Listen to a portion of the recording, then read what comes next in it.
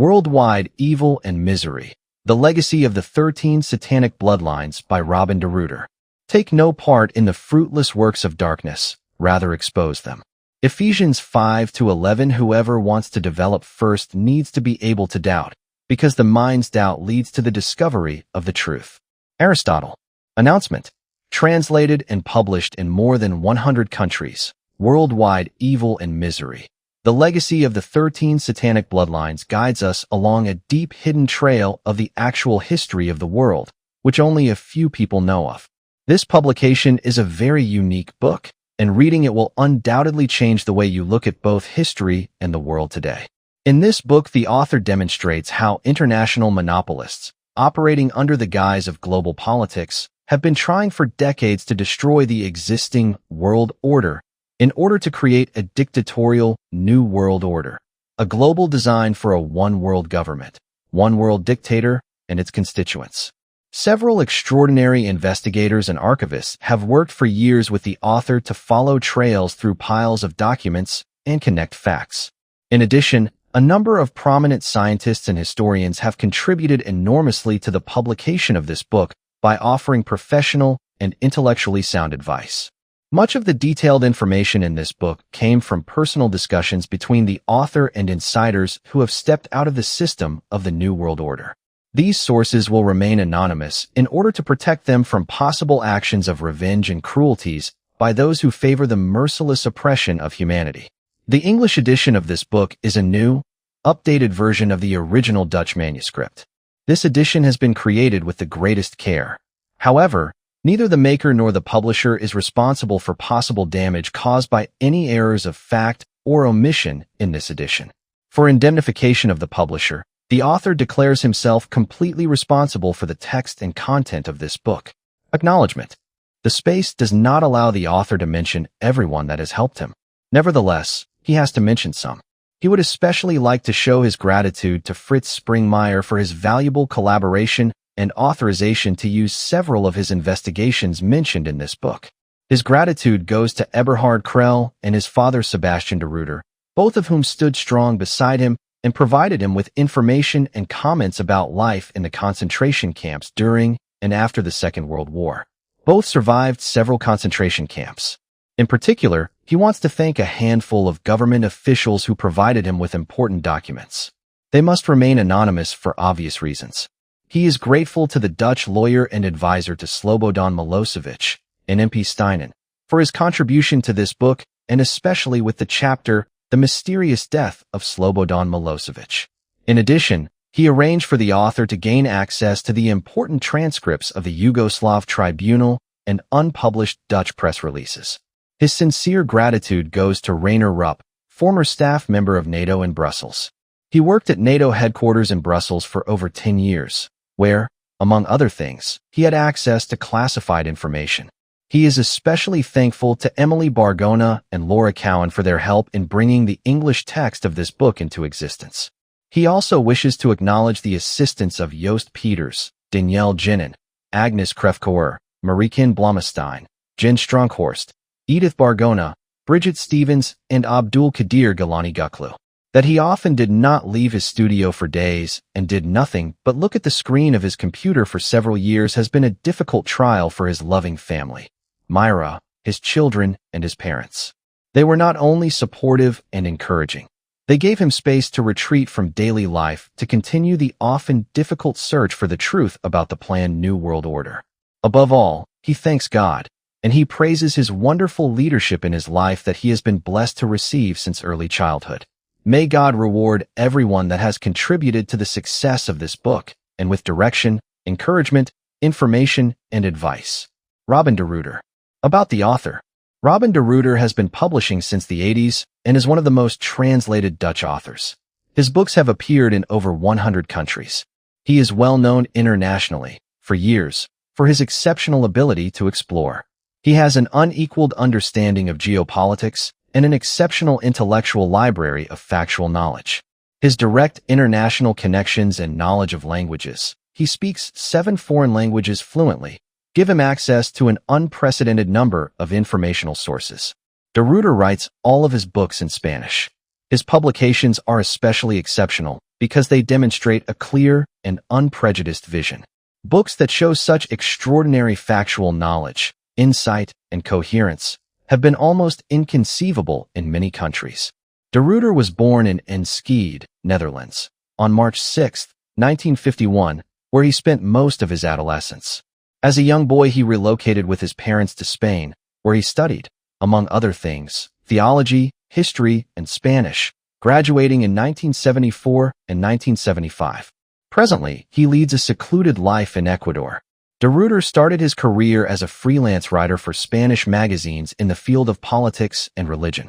As a result of these publications, he made a name for himself both in Latin America and Europe. His book, The Hidden Power Behind the Terrorist Attacks of September 11th, gained him even greater success and exposure to a worldwide audience. In the Netherlands, the book was awarded the 2005 Annual Frontier Award. Chapter 1. Behind the Scenes of the World Stage.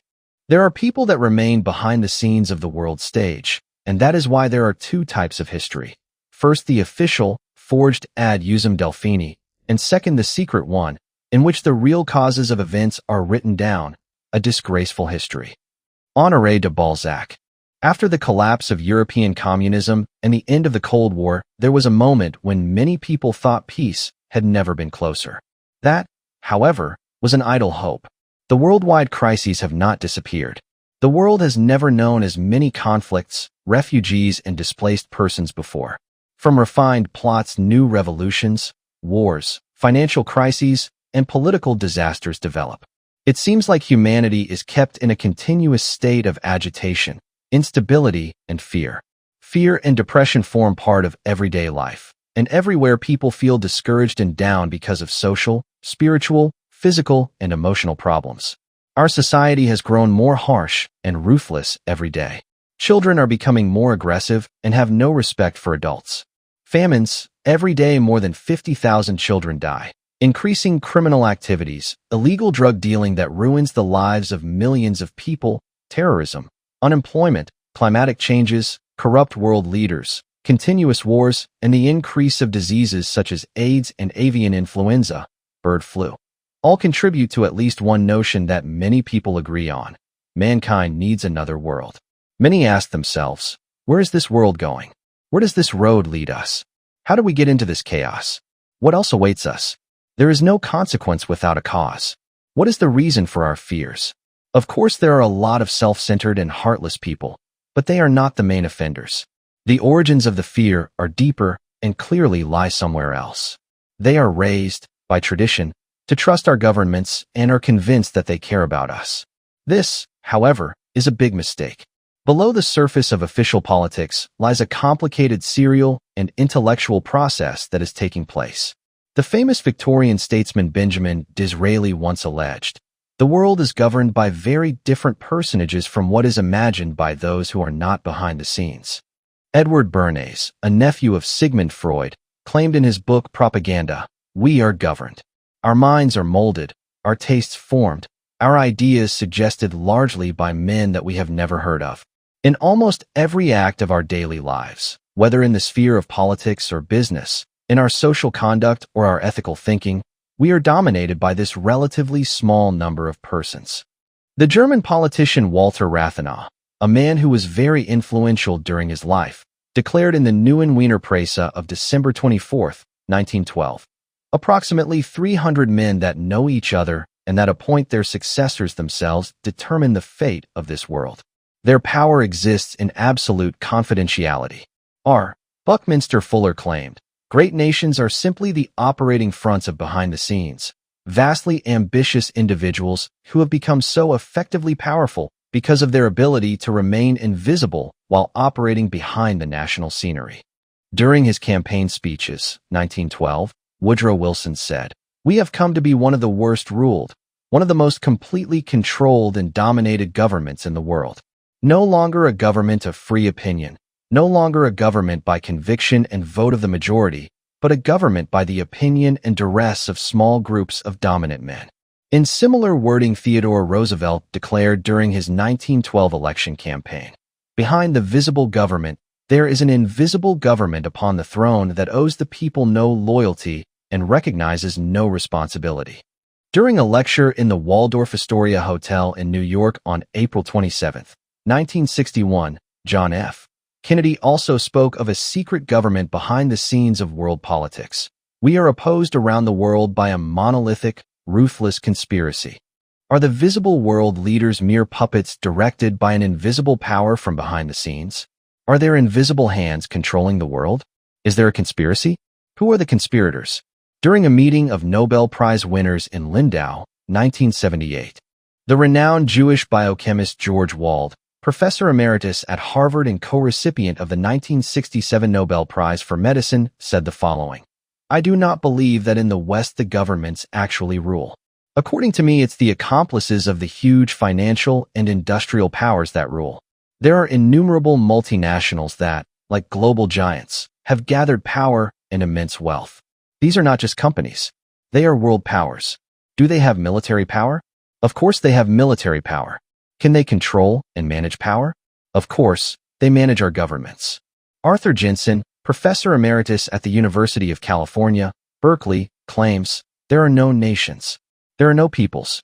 There are no Russians. There are no Arabs. There are no third worlds. There is no West. There is no America. There is no democracy. There is only IBM and IIT and AT&T and DuPont, Dow, Union Carbide, and Exxon. Those are the nations of the world today. We no longer live in a world of nations and ideologies." President Salvador Allende of Chile stated as early as 1972 before the United Nations that the power of these concerns crosses all borders. We witnessed the explicit battle between multinationals and the sovereign states. The most important political, economical, and military decisions of these states are being undermined by global organizations that are not controlled nor held responsible by any government or political organization. The entire political structure of the world is being undermined. In an interview, Russian General Leonid Ivashov states, "We are dealing with the rise of a new geopolitical supranational power on the world scene. This geopolitical power consists of the richest families on this planet. Together with the most powerful multinationals, they rule and control all countries and all coalitions. The true aim of this elite group is complete control of planet Earth." The World Institute for Development Economics also declares that the greatest part of all wealth on Earth is in the hands of only a small number of families.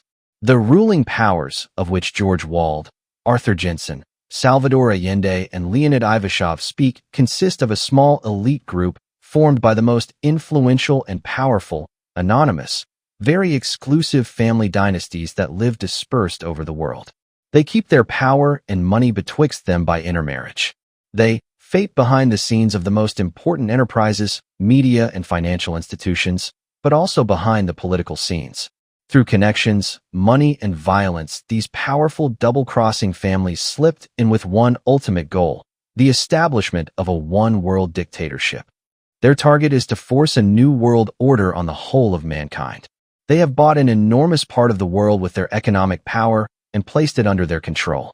With the help of their unimaginable financial reserves, they currently dispose of a worldwide financial system of control. They can control the entire world economy and political system. They determine how the leading politicians of this world have to act. Over time, these influential families have extended their power over the whole world. Their web reaches all corners of the world. Their tentacles are woven with all facets of human existence. Their influence is unimaginable, and it reaches all the leading institutions and organizations in the fields of politics, education, religion, finances, and mass media. Science has been infiltrated by their foundations and is financially dependent on them and thus subject to manipulation. The Big Three the Rockefeller Carnegie and Ford Foundation's intrusion into the foundation field can only be described as massive. Almost all people are prepared to renounce their rights, even that of free thought, if that guarantees their safety and security. For that reason, humanity is made soft and is manipulated in such a way through conflict, hate, envy, hardship, hunger, and distress that in the end there will be no other way than to surrender to the power of the invisible elite. Most of the problems mentioned above are created deliberately. Colonel Mandel House, President Wilson's right-hand man, writes in his book Intimate Papers, create problems on an international level and then offer the solution that best fits the goal that is strived for. The more confusion, class struggle, discrimination, wars, and political tension that exist in the world, the faster the day will come that the whole of mankind will accept a world government that will rule with an iron fist forever. A world dictatorship in which a computer-controlled social order rules, and in which the individual will be controlled at all times. This government will be very authoritarian, and there will be a kind of world council that controls all national and regional councils. In extreme right, revisionist, and anti-Semitic circles, it is said that some of the ruling families are of Jewish origin, and thus they speak of a Jewish conspiracy. Of course, this is nonsense. Among the ruling elite, one can find Catholics, Protestants, Muslims, Buddhists, and many others. The conspirators are those who, independent of race, nationality, or political views, strive for world domination. The new world order they are planning will be a world dictatorship. Conservatives will call it socialism or communism. Liberals will call it fascism. The label makes little difference. It will be the Gulag on a worldwide basis. Novus Ordo Seclorum. The one who cannot see that on earth a big endeavor is taking place, an important plan, on whose realization we are allowed to collaborate as faithful servants, certainly has to be blind. Winston Churchill. Exactly 200 years after the French Revolution, the pursuit of a new world order suitably and determinately reached a climax in 1989 through the collapse of the Eastern Bloc. Almost exactly at the same time, the American President George Bush Sr. proclaimed the New World Order at the beginning of the First Gulf War. On September 11, 1990, in an address to Congress entitled Toward a New World Order, President George Bush called the First Gulf War an opportunity for the New World Order. He said, "The crisis in the Persian Gulf offers a rare opportunity to move toward an historic period of cooperation. Out of these troubled times, a new world order can emerge in which the nations of the world, East and West, North and South, can prosper and live in harmony." Today, the New World is struggling to be born. Democratic presidential candidate Richard Gebhardt said, "We can see beyond the present shadows of war in the Middle East to a new world order where the strong work together to deter and stop aggression." After the Gulf War, George Bush declared in an address entitled A Framework for Peace to the American Congress on March 6, 1991, "Now, we can see a new world coming into view. A world in which there is the very real prospect of a new world order."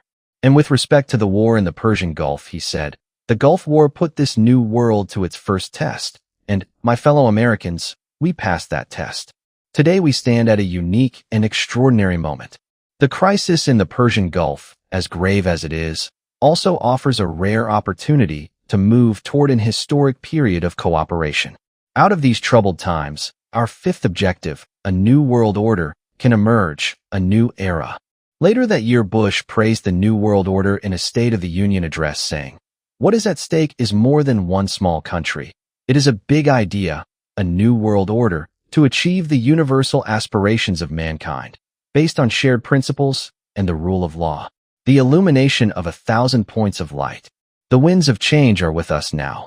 It is often said that President George Bush was the first to use the term New World Order. That, of course, is not true. The resolution to create a new order, Novus Ordo Seclorum, not only has adorned the $1 notes for a long time, but for years, the term New World Order has been used thousands of times by politicians, leaders in education, industry, the media, banking, etc. Many of them have promoted the New World Order worldwide. The following is a brief synopsis of the New World Order in the words of those who have been striving to make it real.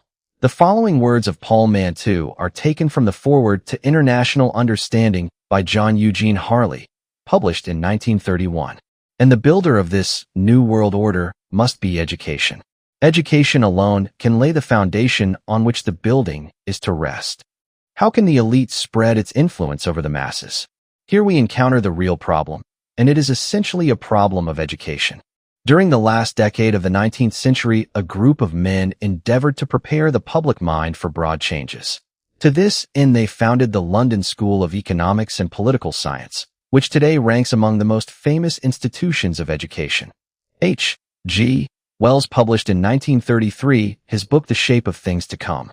In this book, he predicts a Second World War around 1940, originating from a German-Polish dispute.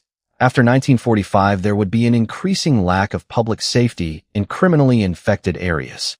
The plan for the modern world state would succeed on its third attempt and come out of something that occurred in Basra, Iraq. In 1940, the New World Order was published by the Carnegie Endowment for International Peace. The book contains a select list of references on regional and world federation, together with some special plans for a new world order after the war. On May 14, 1947, Winston Churchill announced as part of his famous speech in the London Royal Albert Hall, "Our final goal is to install an all-powerful government on a world level, and we will strive for that."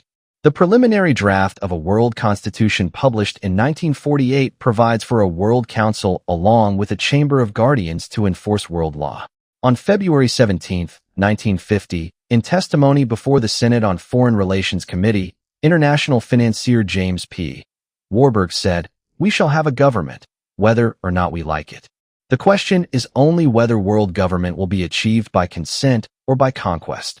The Mid-Century Challenge to U.S. Foreign Policy, 1959, sponsored by the Rockefeller Brothers Fund, explains, "The United States cannot escape, and indeed should welcome, the task which history has imposed on us.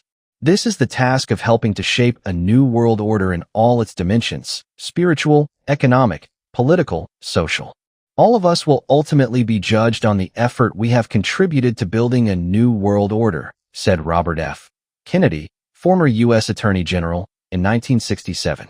In a 1968 speech entitled The United Nations and Alternative Formulations, The Hard Road to World Order, Richard Gardner, former U.S. Deputy Assistant Secretary of State and U.S. Ambassador to Italy, provided an accurate forewarning and picture of the environment in which we live today, explaining how the elitist planners would, through the use of gradualism, 2 steps forward, 1 step backward, succeed in their century-long plan to create a one-world government.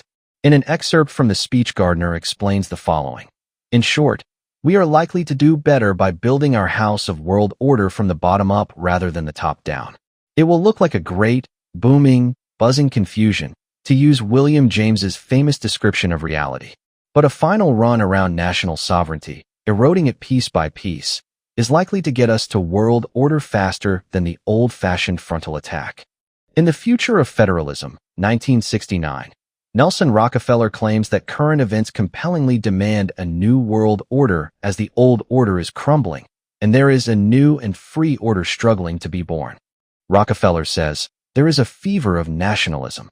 The nation-state is becoming less and less competent to perform its international political tasks.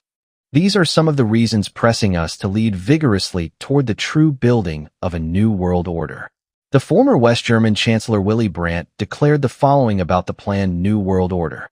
"The New World Order is a world that will have one supranational authority that will regulate the world trade and industry, an international organization that will control the production and consumption of petroleum, an international currency that will replace the dollar, and an international police force to command the decrees of the New World Order." Henry Kissinger, in an address before the General Assembly of the United Nations, 1975, said, "To all peoples and governments, let us fashion together a new world order." On April 18, 1991, the Dalai Lama said to the members of the United States Congress in Washington, "Perhaps the time has come to think more deeply or more philosophically in order to solve or to find new arrangements that are more enlightened and civilized, or what you call the New World Order. I feel the New World Order should be based on principles of compassion and freedom." Mikhail Gorbachev said, "World progress is only possible through a search for universal human consensus as we move forward to a new world order." CFR member and trilateralist Henry Kissinger wrote in the Los Angeles Times concerning NAFTA, "What Congress will have before it is not a conventional trade agreement, but the architecture of a new international system, a first step toward a new world order." In the Philadelphia Inquirer, October 1994, Nelson Mandela said, "The new world order that is in the making must focus on the creation of a world of democracy, peace, and prosperity for all." President Hosni Mubarak of Egypt told the New York Times, "The renewal of the Non-Proliferation Treaty was described as important for the welfare of the whole world and the new world order." After the 9/11 attacks, David Rockefeller, at the annual Bilderberger Conference said, We are on the verge of a global transformation. All we need is the right major crisis, and the nations will accept the new world order. Jacques Chirac, President of the French Republic, said at the International Institute for Strategic Studies, London, November 18, 2004, that to create a fairer world order, no state could act independently. It is by recognizing the new reality of a multipolar and interdependent world that we will succeed in building a sounder and fairer international order. He also claimed, the world needs a strong Europe in a reforged transatlantic partnership to build the new world order that will guarantee lasting peace, security, and economic and human progress. During the 62nd session of the United Nations General Assembly, New York, September 25, 2007, Nicolas Sarkozy, President of the French Republic, said, "It's on a global scale that we must consider and resolve the world's problems. France intends to pursue with all people of goodwill the battle to build the new world order of the 21st century. Peoples of the world, together we can build a better world for all mankind. In the name of France, I call on all states to unite to found the new world order of the 21st century." There are hundreds more articles and speeches by those actively working to make global government a reality. Although the New World Order is presented as a world of democracy, peace, and prosperity, in point of fact, it will be a dictatorial world order. Tilman Evers from the German Evangelical Adult Education said, "A democratic New World Order isn't the ultimate goal at all. In itself, it would be a contradiction in terms. Our ruling class has been working for decades to destroy the existing world order in order to realize a dictatorial new world order." Dr. John Coleman, a former intelligence agent of British MI6, identified the power behind the new world order in his book Conspirators' Hierarchy, The Story of the Committee of 300. There is a worldwide conspiracy being orchestrated by an extremely powerful and influential group of genetically related individuals, at least at the highest echelons, which include many of the world's wealthiest people, top political leaders, and corporate elite, as well as members of the so-called black nobility of Europe, whose goal is to create a one-world government, stripped of nationalistic and regional boundaries, that is obedient to their agenda. Their intention is to obtain complete and total control over every human being on the planet and to dramatically reduce the world's population by 5.5 billion people.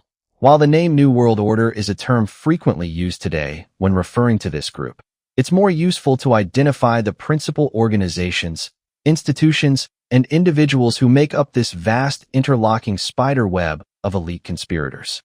Coleman also states, a one-world government and one-unit monetary system, under permanent non-elected hereditary oligarchs who self-select from among their numbers in the form of a feudal system as it was in the Middle Ages. In this one-world entity, population will be limited by restrictions on the number of children per family, diseases, wars, famines, until 1 billion people who are useful to the ruling class, in areas which will be strictly and clearly defined, remain as the total world population.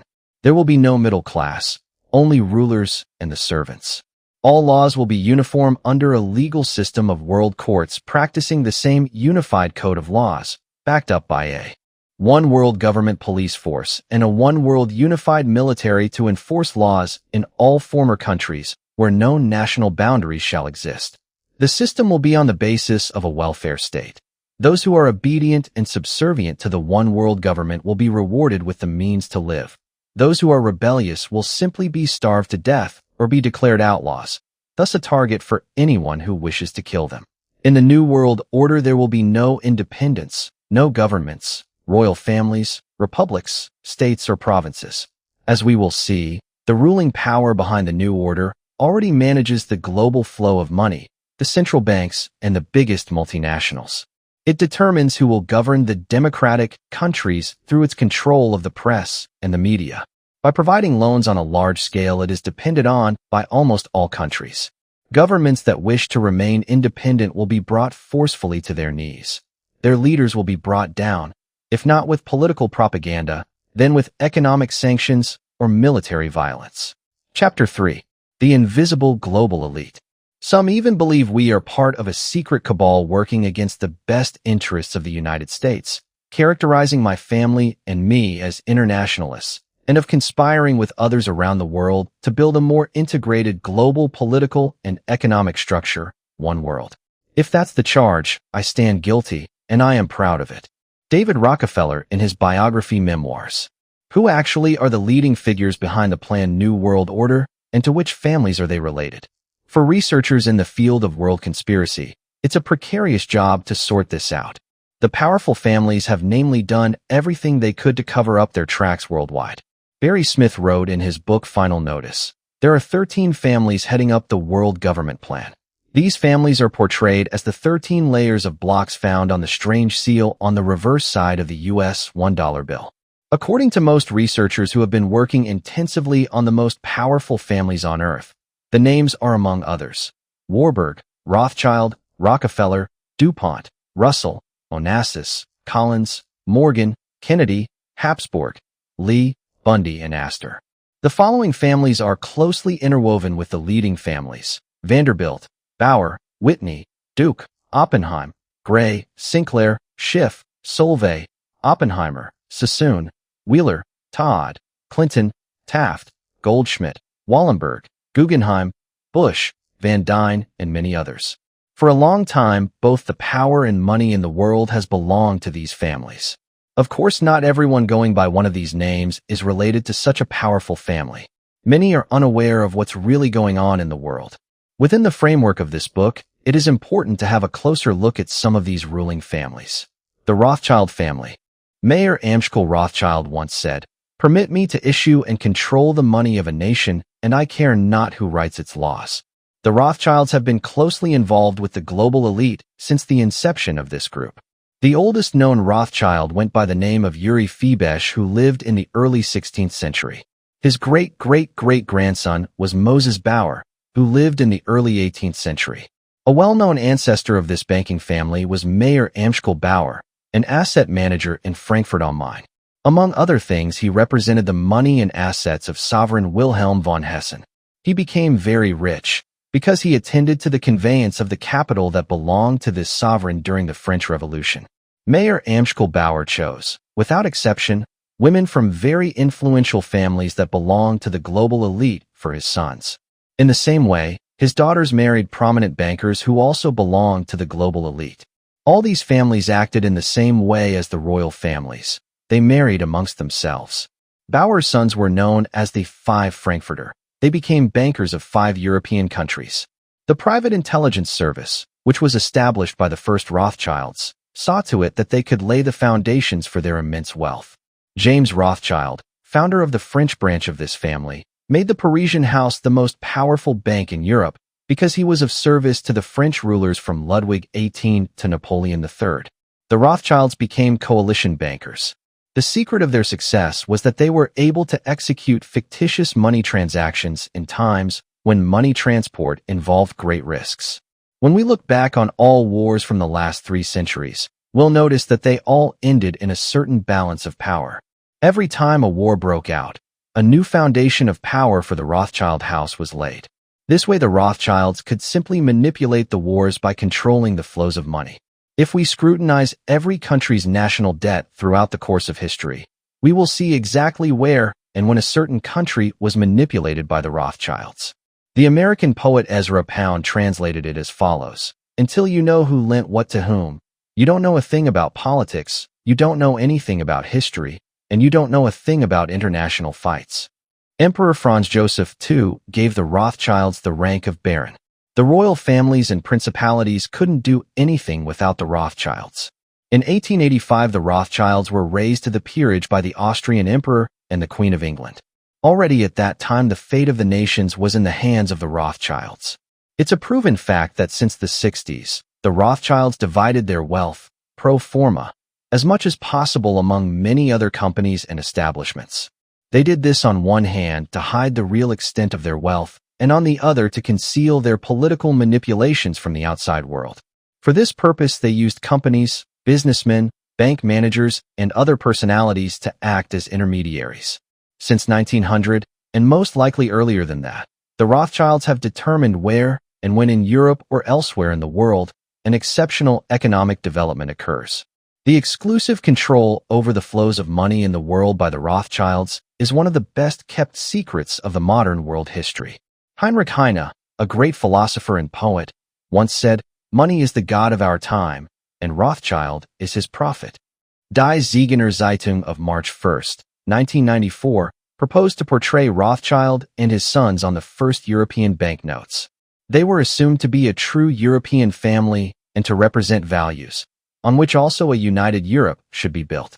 Presently, the Rothschilds control, among other things, Shell, BP, Deutsche Bank, Barclays, ABN AMRO, Fortis, Unilever, IBM, World Bank Group, and International Monetary Fund, ING, Federal Reserve, Bank of England, Arno Fund Curaçao, J.P. Morgan, and many other banks and influential organizations. The participation of the Rothschild dynasty in various competitive companies misleads even experts. A perfect example of this is when Henry Costin elaborately described the all-out struggle between American Standard Oil, of the Rockefeller family, and British Royal Dutch Shell for market leadership in 1920s France. The struggle for control lasted into the late 50s.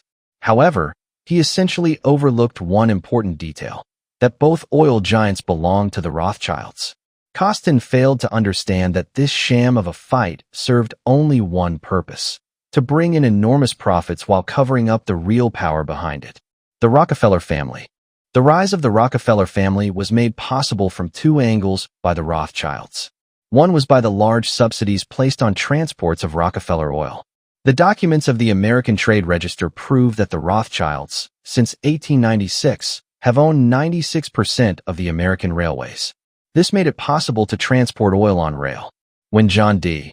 Rockefeller wanted to expand, he received the financial support he needed to do so from the Rothschilds through their National City Bank of Cleveland. In exchange, the Rockefellers had to transport their oil via the Rothschilds' railways. An illegal agreement saw to it that the Rockefellers received a bonus for the amount of oil they transported by train. Because of this agreement, nobody could compete with the Rothschilds in transporting Rockefeller oil. This was all arranged by Jacob Schiff, of the company Kuhn and Loeb, the brain behind the foundation of the Rockefeller Imperium. Under the authority of the Rothschilds, Kuhn, Loeb and Company continue to manage the Rockefeller capital, which is valued at over $400 billion. In 1950, the New York Times reported L.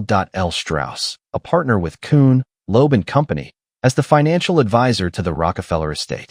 Because of this, every investment had to be approved and signed by a partner of Kuhn, Loeb and Company. According to the periodical Fortune in 1985, the wealth of the Rockefellers was spread amongst more than 200 companies. These companies include 6 of the largest industrial companies in America, 6 of the largest banks, 5 of the largest insurance companies, and 3 of the largest companies from different branches: electricity, water, infrastructure, fruits, oil, gold, and others. Not including the remaining 180 other companies, the total assets of these 20 giants amount to $460 billion. The Rockefeller Foundation was established in 1913 to maintain the control of the family's oil empire. Today, this foundation is the most important shareholder of Exxon, with 4.3 million shares. Additionally, the foundation has 2 million shares in Standard Oil of California and 300,000 shares in Mobil Oil. Other smaller foundations belonging to the Rockefellers have 3 million shares in Exxon and 400,000 shares in Standard Oil of Ohio. The total asset of this group of Rockefeller companies amount to more than $50 billion. For a researcher who concentrates on the Rockefeller family, it won't be difficult to prove that this immensely rich family has played an important role in the American politics of the 20th century. The drift and decisions of American politics lead directly back to the Rockefeller family. The Rockefellers immigrated to America from Spain. The best-known member of this family was the influential industrialist, banker John Davidson Rockefeller. He asserted himself as the richest man of his time. Before going into oil transport, he was a wholesaler of narcotic drugs. With an unbridled energy, he set up the Standard Oil Trust, which now possesses 90% of the oil refineries in the United States. John Davidson Rockefeller also bought the Pocantico Hills territory in New York, which is the domicile of over 100 families with the name Rockefeller. David Rockefeller, an absolute genius in the field of finances, has been managing Chase Manhattan Bank, the most important bank in the world since 1945.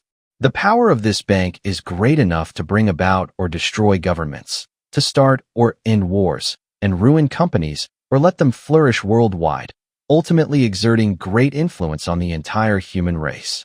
The Rockefeller Foundation is known as a charitable organization that operates out of New York City. Officially, it was established to promote the well-being of mankind throughout the world.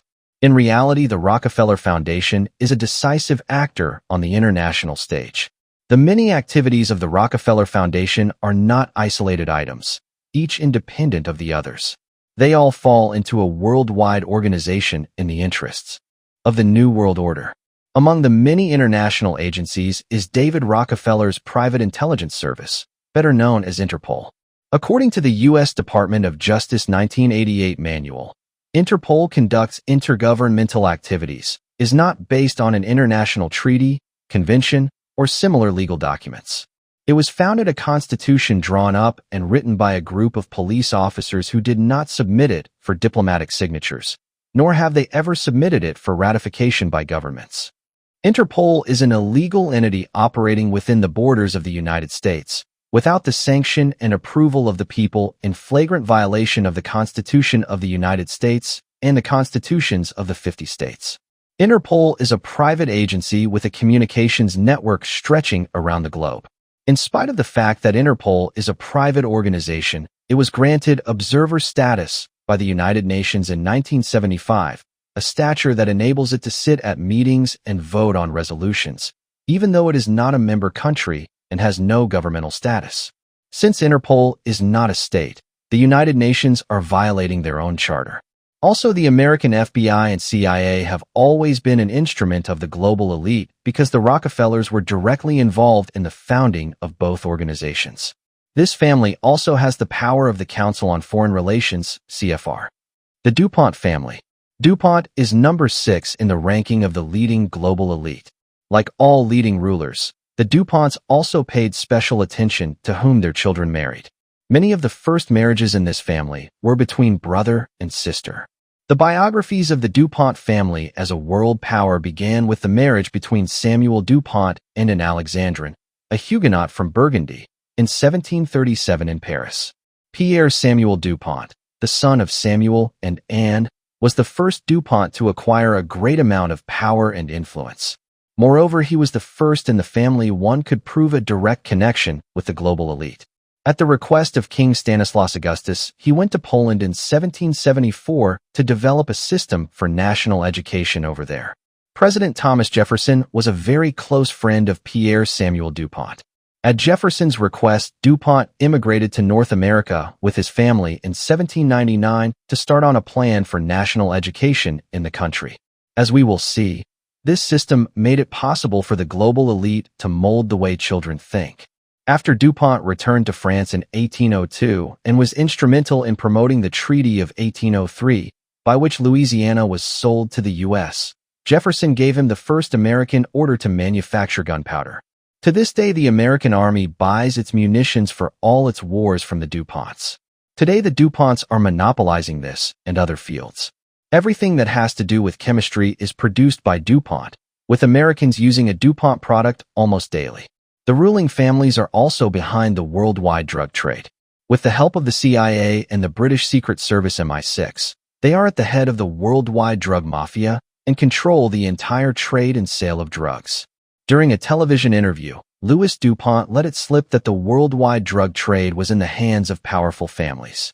Louis DuPont was the driving spirit behind the book Dope, Executive Intelligence Review, 1975. This book reveals the leading figures in the worldwide drug trade. The following families and persons are associated with drug trade: the Astors, the DuPonts, the Kennedys, the Rockefellers, the Rothschilds, the Russells, and the Chinese family Li. Because of his collaboration on this book, Louis DuPont ran into substantial trouble with his family. Owing to a government informant, he narrowly escaped kidnapping, torture, and brainwashing on his father's yacht. He couldn't press charges against his family for this, because the elite have control over the legal system to the farthest corners of the world. The Onassis family. In 1928, the ruling leaders, who possessed all large oil companies, gathered in Achnacarry Castle and made an agreement called the Achnacarry Agreement. In this agreement, the worldwide extraction of oil and oil trade was brought together in one large international monopoly. That's why one only sees the same tankers providing a large number of filling stations in a certain area with gasoline. By 1928, the elite had total control of most all oil production, and Aristotle Onassis was the shipping magnate who built the largest oil tankers in the world. During the Second World War, every Greek ship was sunk, except the ships belonging to Aristotle Onassis. His ships could freely sail down every war zone without being attacked. Everyone will understand that for this to happen, agreement on the highest level was necessary. The ruling elite are above all conflicts created by them, at our expense. One only has to notice that certain persons are above the law, above wars, and above other conflicts. Aristotle Onassis was a king within the elite hierarchy. Onassis was, among others, a very close friend to the Perón family, who turned Argentina into a dictatorship with the help of the elite. His power extended so far that practically every researcher will come to the conclusion that he must have been one of the most powerful persons in the world. But these researchers do not know that the complete power of the international monopolists is divided amongst the leaders. Aristotle Onassis had a lot of power indeed, but he only owed this power to the hidden hierarchy which rules our world. The ruling elite spread their power over the drug and pornography world, the political and economical world, and, finally, over mind control. Influential families not within the elite circle collaborate in their conspiracies. When they don't, their wealth and power become threatened. Howard Hughes was a millionaire who was not under the power of the international monopolists and was at risk because of that. In 1956, Howard Hughes invested a lot of money in vice presidency of Richard Nixon with the hopes of being able to control him. This cost him dearly. The elite infiltrated Hughes' organization. In March 1957, Onassis henchmen caught Howard Hughes at the Beverly Hills Hotel, replacing him with a look-alike. The Real Howard Hughes, while seriously injured, was taken to the Emerald Isle Hotel in the Bahamas. After a month, he was moved to a cell on Scorpios, Onassis' private island. Another look-alike took Hughes' place, and the one used in the Beverly Hills Hotel job was shot at the Rothschilds Inn. At that time, the giant empire of Howard Hughes was merged with the Onassis empire. After Aristotle Onassis' death, the Rockefellers took over the businesses of the billionaire. Onassis' granddaughter married into the Russell family, number 10 in the order of leading global elite. This family played the leading role in the opium trade at the beginning of the 18th century. In 1823, Samuel Russell led the largest opium cartel in the world and became the greatest opium boss throughout Asia. The company Sturgis and Company in China was a part of the Russell Opium Syndicate. In the United States, the company built the largest opium smuggling web, which exported opium from China to Turkey. Furthermore, the Russell family played a key role in promoting Mormonism, founding the Watchtower Bible and Tract Society, Jehovah's Witnesses, and the Secret Order Skull and Bones. Becoming a member of this order is only possible at their invitation when one is descended from a ruling family. This audiobook was uploaded by Hidden Whispers Revelation on YouTube. Please subscribe and like the video to support this work if you enjoyed listening. The Warburg family. The Warburg family is the most important ally of the Rothschilds, and the history of this family is at least equally interesting. The book The Warburgs shows that the bloodline of this family dates back to the year, whilst fleeing from the Muslims, they established themselves in Spain. There they were pursued by Fernando of Aragon and Isabella of Castile and moved to Lombardy. According to the annals of the city of Warburg, in 1559, Simon von Kassel was entitled to establish himself in this city in Westphalia, and he changed his surname to Warburg. The city register proves that he was a banker and a trader. The real banking tradition was beginning to take when 3 generations later Jacob Samuel Warburg immigrated to Altena in 1668. His grandson Marcus Gumprich Warburg moved to Hamburg in 1774, where his 2 sons founded the well-known Bank Warburg and Company in 1798. With the passage of time, this bank did business throughout the entire world. By 1814, Warburg & Co. had business relations with the Rothschilds in London. According to Joseph Wechsberg in his book The Merchant Bankers, the Warburgs regarded themselves equal to the Rothschild, Oppenheimer, and Mendelssohn families. These families regularly met in Paris, London, and Berlin. It was an unwritten rule that these families let their descendants marry amongst themselves. The Warburgs married, just like the Rothschilds, within houses, bloodlines. That's how this family got themselves involved with the prosperous banking family Gunzburg from St. Petersburg, with the Rosenbergs from Kiev, with the Oppenheims and Goldschmidts from Germany, with the Oppenheimers from South Africa, and with the Schiffs from the United States. The best-known Warburgs were Max Warburg, 1867 to 1946, Paul Warburg, 1868 to 1932, and Felix Warburg, 1871 to 1937. Max Warburg served his apprenticeship with the Rothschilds in London, where he asserted himself as an expert in the field of international finances. Furthermore, he occupied himself intensively with politics and, since 1903, regularly met with the German Minister of Finance. Max Warburg advised, at the request of monarch Bernhard von Bülow, the German emperor on financial affairs. Additionally, he was head of the Secret Service. 5 days after the armistice of November 11, 1918, he was delegated by the German government as a peace negotiator at a peace committee in Versailles. Max Warburg was also one of the directors of the Deutsche Reichsbank and had financial importances in the war between Japan and Russia and in the Moroccan crisis of 1911. Felix Warburg was familiarized with the diamond trade by his uncle, the well-known banker Oppenheim. He married Frieda Schiff and settled in New York. By marrying Schiff's daughter, he became partner at Kuhn, Loeb and Company. Paul Warburg became acquainted with the youngest daughter of banker Salomon Loeb, Nina. It didn't take long before they married. Paul Warburg left Germany and also became a partner with Kuhn, Loeb and Company in New York. During the First World War, he was a member of the Federal Reserve Board, and in that position, he had a controlling influence on the development of American financial policies. As a financial expert, he was often consulted by the government.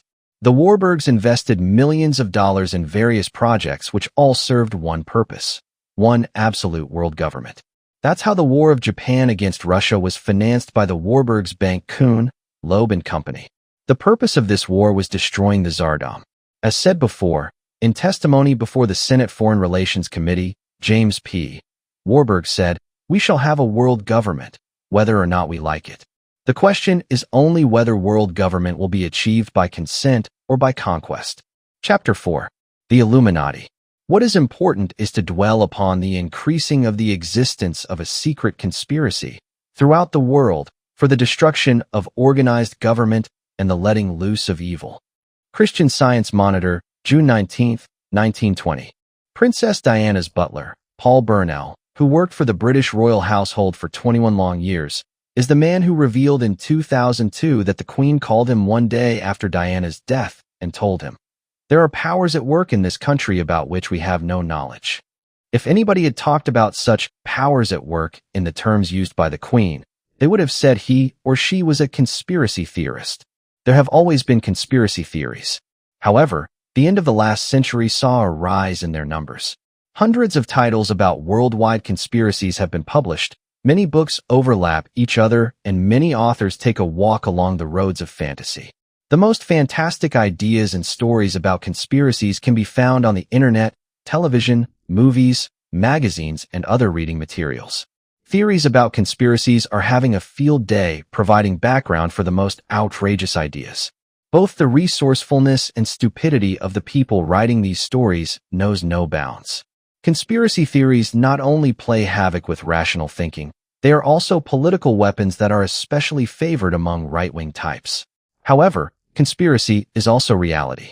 After the outrageous murder of 6 million Jews, everybody should be aware of how devilish conspiracies can be. To prove the existence of a worldwide conspiracy, one needs to bring up facts that cannot be denied by opponents of such a principle. The imminence of such a worldwide conspiracy is, along with other facts, confirmed by the existence of organizations that rank above the separate states. These organizations have been operating behind the scenes of official world politics for several decades. Whoever wants to understand how and why political decisions come about needs to study these organizations and their objectives. The real answers cannot be found with the government of the United States or other political powers of this world.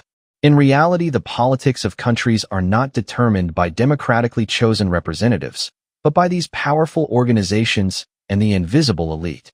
Many investigators have tried to uncover this worldwide conspiracy. These investigators stem from all ranks of society. In spite of this, they all agree on the existence of this conspiracy. Sooner or later, every investigator that researches this matter will come across the secret brotherhood of the Illuminati. This organization was officially founded in 1530 in Spain. Their goals are based on the famous Constantinople letter of December 22, 1489, in which plans were made to conquer the leadership of the world. In 1773, the plans stipulated in the Constantinople letter were restored, modernized, and developed further in consultation with the founder of the bank company Rothschild. During a secret gathering, to which several members of the most influential families were invited, Mayor Amschel Rothschild commented, "If we combine forces, we can rule the world." The eventual goal was to create a world dictatorship with one world leader at the top. The letter and meeting provided a structural plan of how to control all aspects of humanity by withholding information and restriction of freedom. Manipulating the media and censoring the truth would allow for the puppeteering of the world. Mankind would be a mere toy controlled by a few powerful families that dominate the ultimate economic, financial, and political world stage. The ultimate goal was to reduce human interest to a point where they would agree to anything, therefore setting up the stage for a one-world leader. Nobody would care, and the few remaining opponents could easily be eliminated. The influential families put the elaboration and implementation of the plans based on the Constantinople letter in the hands of Adam Weishaupt, a professor in canon law. Weishaupt not only controlled the Freemason lodges in Munich, he also was an important member of the Grand Lodge, Grand Orient, in Paris. On May 1, 1776, at the age of 28, Weishaupt founded a secret society that he named the Order of Perfectibilists at the University of Ingolstadt, Bavaria. The name of the organization he changed, shortly after its founding, to the Order of Illuminati. Weishaupt built a complicated hierarchy of secret degrees. The members of the Order of Illuminati were marshaled into several classes or degrees that in rising rank were classified roughly as follows. 1. Novices, Lesser Illuminati or Initiates. 2. Freemason, Ordinary, Scottish and Scottish Knights. 3. The Mystery classes, including 2 grades of priests, regents, potentates, grand potentates, magnus, and king. Only the mystery classes are admitted to knowledge of the criminal purposes of the Order of Illuminati. Not only did thousands of leading Europeans enter the order, the smartest heads in economy, politics, and culture also joined the order. The Illuminati were filled with literati who realized the material advantages of its support. In its ranks were to be found the encyclopedists, Voltaire and Rousseau, who, as will be seen, played a large role in the preliminary propaganda that prepared the way for the French Revolution that was engineered by the order. In Germany, its ranks were joined by Goethe, Engels, and Karl Marx. Marx's Communist Manifesto that publicized the administrative aspects of the Illuminati conspiracy was directly plagiarized from Weishaupt's teachings and writings. Weishaupt did not shun corruption and blackmail to maintain control over people. He knew well the effectiveness of espionage, torture, terrorism, and savagery as devices for enforcing the subjugation and discipline of mankind. For that purpose, Weishaupt established, within his order, a Gestapo-type terrorist and murderous espionage agency, which he called Insinuating Brothers. The purpose of this agency was to ensure that there would be no leak in the secrets of the conspirators by making threats of torture and vindictive persecution, and to aid in the subjection of the citizenry. Since then, every totalitarian movement that has carried on the conspiracy adopts this device of Professor Weishaupt's. It was Weishaupt's goal to draw the power of all countries of the world to the Illuminati through a mass of insiders that operate in the shadows according to a meticulously set plan. Weishaupt dictated as the basic principle of his order the maxim, "The end justifies the means." He scorned all concepts of civilization, honesty, honor, decency, morality, ethics, and humanity, and cast them aside as the despised roots of the weakness that would betray mankind and its civilized adversaries into the hands of the conspirators. Instead, he enshrined as virtues lying, deceit, shiftiness, dishonesty, brutality, ruthlessness, and murder. In the true etymologic sense of the word, virtue is defined as a source of power. Weishaupt dictated that these virtues were to be inculcated into the young, rising generations through all the devices of education, entertainment, and propaganda. He directed that wholesome parental discipline over them should be destroyed so as to make the children ready prey of his ghoulish crew. The book Proofs of a Conspiracy Against All the Religions and Governments of Europe by Professor John Robison, 1798, sums up Weishaupt's Illuminist program as follows. In the lodges, death was declared eternal sleep. Patriotism and loyalty were called narrow-minded prejudices incompatible with benevolence. They meant to abolish laws which protected property accumulated by long-continued and successful industry. And to prevent future accumulations, they intended to root out all religion and ordinary morality, to break the bonds of domestic life by destroying veneration for marriage vows, and by taking the education of children out of the hands of parents.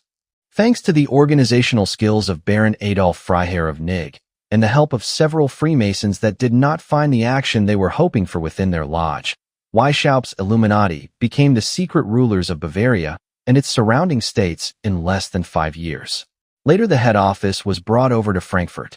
Soon the German political stage was infiltrated by figureheads of the Illuminati who immediately started to reform the state government.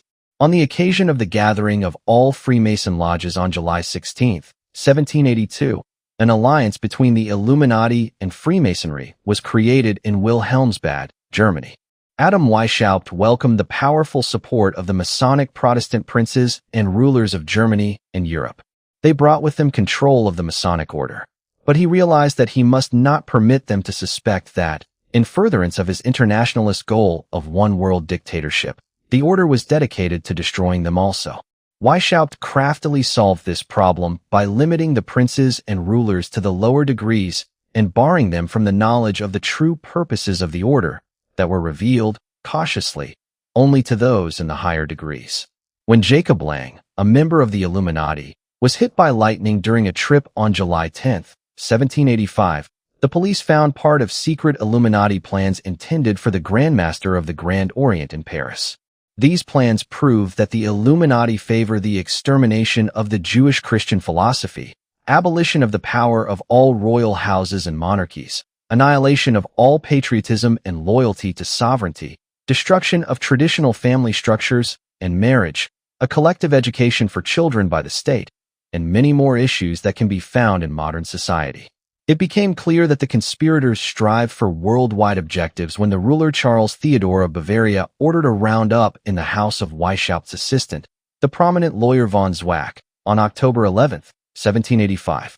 A large number of protocols, documents, and letters by Weishaupt that were based on the Constantinople letter were found in his house, which showed that von Zwack was a high member of an enormous conspiracy. A quote from one of Weishaupt's letters to von Zwack reads, "With this plan, we will be able to rule all of mankind. In this way, we will be able to put everything in motion and set things on fire with most simple means. Our satellites will have to be placed and instructed in such a way that we are able to secretly influence all political negotiations." The next year, more information of a conspiracy was found in the houses of other Illuminati. Among this information were tables with secret codes and symbols, secret calendars, geographical locations, badges, inaugural ceremonies, lists with the names of members, and about 130 official government seals that the Illuminati used to forge government documents. The order was dissolved immediately. Officially, the Illuminati have been extinct since 1785 after an existence of only 9 years. However, the apparent fall of the order was only a predetermined tactic of the conspirators. With this, they tried to create the illusion that the order of the Illuminati was a thing of the past.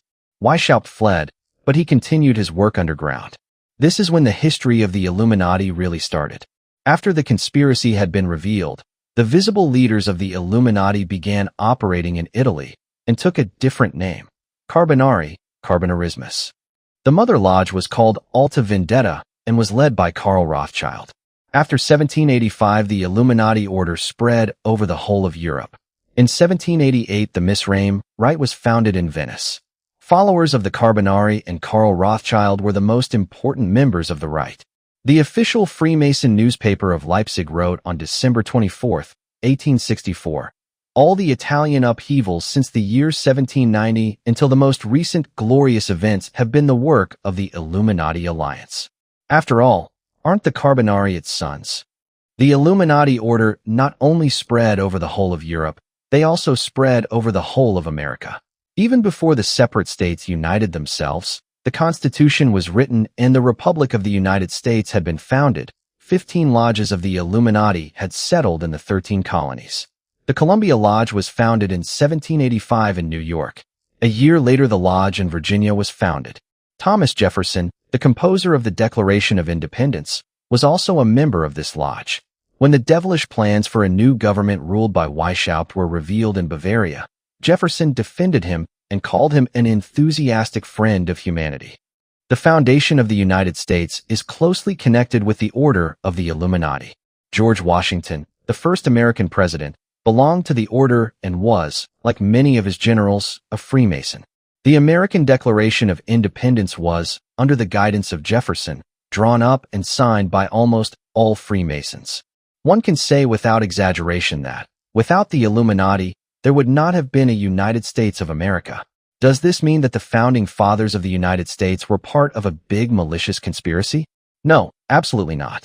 The secrecy within the lodges of the Freemasons and Illuminati was the perfect cover-up for their revolutionary activities. Only few, or perhaps none of them, knew about the plans of the Illuminati. Most of them thought that they only strived for independence from a tyrannical dominator. As so many of today's members of the Freemasons, they considered the lodge to be a brotherly organization, which was devoted to promoting social skills and, as a way to maintain friendships and brotherhood. The majority consisted of gullible Christians. The Illuminati and Freemasons had changed their methods in America to appeal to as many people as possible. Adam Weishaupt described the adjustment of the philosophy as follows. I have come up with a statement that has the advantage of appealing to all Christians. It frees them of their Christian prejudices, and it cultivates their social value. My means are effective and irresistible. Our secret society works in a way no one can resist.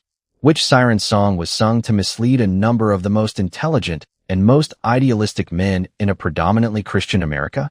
Weishaupt's exact words were, Jesus of Nazareth, the Grand Master of our order, appeared at a time when the world was in great confusion, and he walked among people that had already been living under oppression for a long time. He taught them the lessons of reason. To be more effective, he used the support of religion, opinions that were common, and cunningly connected his secret doctrine with the religion of the people. He kept the valuable meaning and consequences of his doctrine hidden. In the end, he revealed them to only a small number of followers. This small group of chosen ones kept the doctrine in secret to pass it on to the Freemasons. This sly tactic made it possible to mislead an enormous part of the elite of the American Revolution, just like many Christian Freemasons are being misled today. Freemasonry was considered the liberator of Christianity, and it promised freedom and happiness for mankind. But Professor John Robison, a Freemason expert contemporary of Weishaupt, was not fooled by this. This so-called happiness of mankind is no more than an instrument that the regents, the leaders of the Illuminati, joked about among themselves. It is interesting to note that the United States was the first country in which the human rights and freedom of religion that the Illuminati strived for were recorded in the Constitution. With this, it can be concluded that from the beginning, the United States has been directed by the Illuminati and Freemasons, its puppeteers.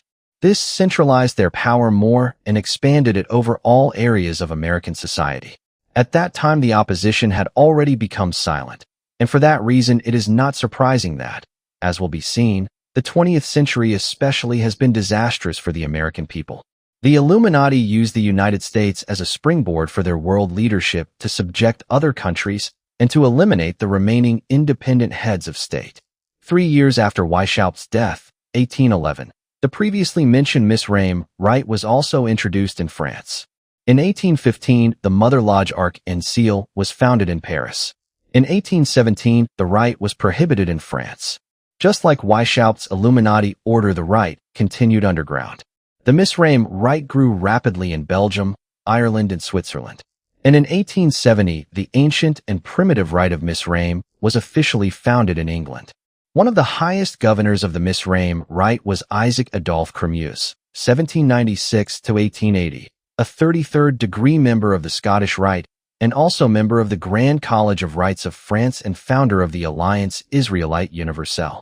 On December 31st, 1870, a Supreme Council General of the 90 degree was founded under leadership of Cremus. In 1881, the Italian revolutionary Giuseppe Garibaldi became Grand Master of the Misraim Rite. The French Revolutions. One of the biggest successes of the Illuminati at that time was their influence and control over the different French revolutions that started in 1789. The official Freemasonry newspaper in Leipzig wrote on December 24, 1864, "The French Revolution of 1789 was the work of the Illuminati. All the excellent and outstanding men of that time were Illuminati or Freemasons." The revolutions of 1830 and 1848 were also led by the Illuminati. In an official statement issued by the Grand Orient, it was emphasized that the Illuminati together with the Freemasons indeed had prepared the revolution of 1789 and the formula of liberty, equality, and fraternity. The book Proofs of a Conspiracy Against All the Religions and Governments of Europe, 1798, by Professor John Robison has been written to warn about the Illuminati. Robison wrote, "I have studied the Illuminati, and I have discovered that most of the active leaders of the French Revolution belonged to this order. The Illuminati used front organizations to achieve the goal in France just as they did elsewhere. In fact, French history is a sequence of revolutions and counter-revolutions. It all started with the Great Revolution. In 1789, a couple of powerful Illuminati bankers of Paris had been as considerate as to obstruct the arrival of ships with corn and food that were meant for the people of Paris. This caused a shortage of food and disturbances arose amongst the population of Paris. The catastrophe had clearly been planned beforehand. It is clear that the victims, the common people, had nothing to do with this. The Great Revolution came to a climax in 1793 and ended with the enormous tyranny in 1794. Most of the aristocrats were decapitated with the help of the guillotine. When they ran out of aristocrats, the people started killing each other. The revolution snatched the power away from the king, nobility, and church and put it in the hands of the Illuminati.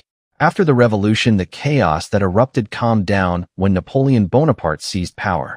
Napoleon's ambition to rule the whole of Europe was undermined, and his reign was brought to an end, after which all Bonapartes were banned from France at the end of Waterloo. A special congress was held in Vienna to create a new order in the political relationships of Europe after the wars and the collapse of the French Empire under Napoleon, 1769 to 1821. Here it was decided to give the French throne back to the Bourbon family. With this decision, Louis XVIII ascended the French throne. He died in the summer of 1824 and was succeeded by his brother Charles X, who hoarded all the power for himself. His rule as a dictator was as if there had never been a revolution. He tried everything to restore the ancient regime, but was met with resistance by the Illuminati.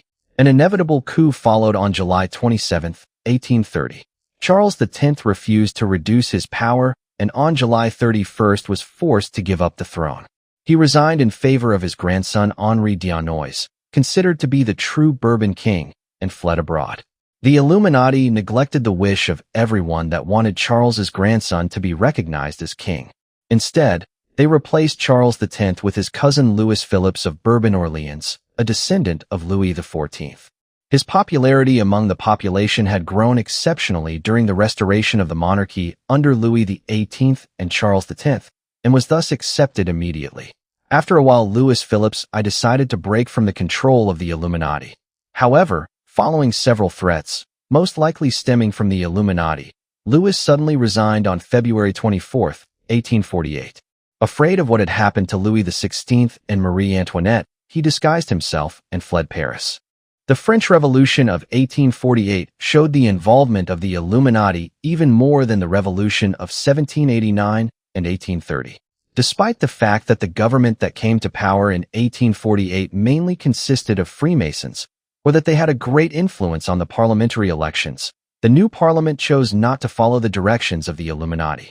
The Freemasons then focused on the exiled Charles Louis Napoleon, whom they considered a fellow member because of his membership in the Carbonari.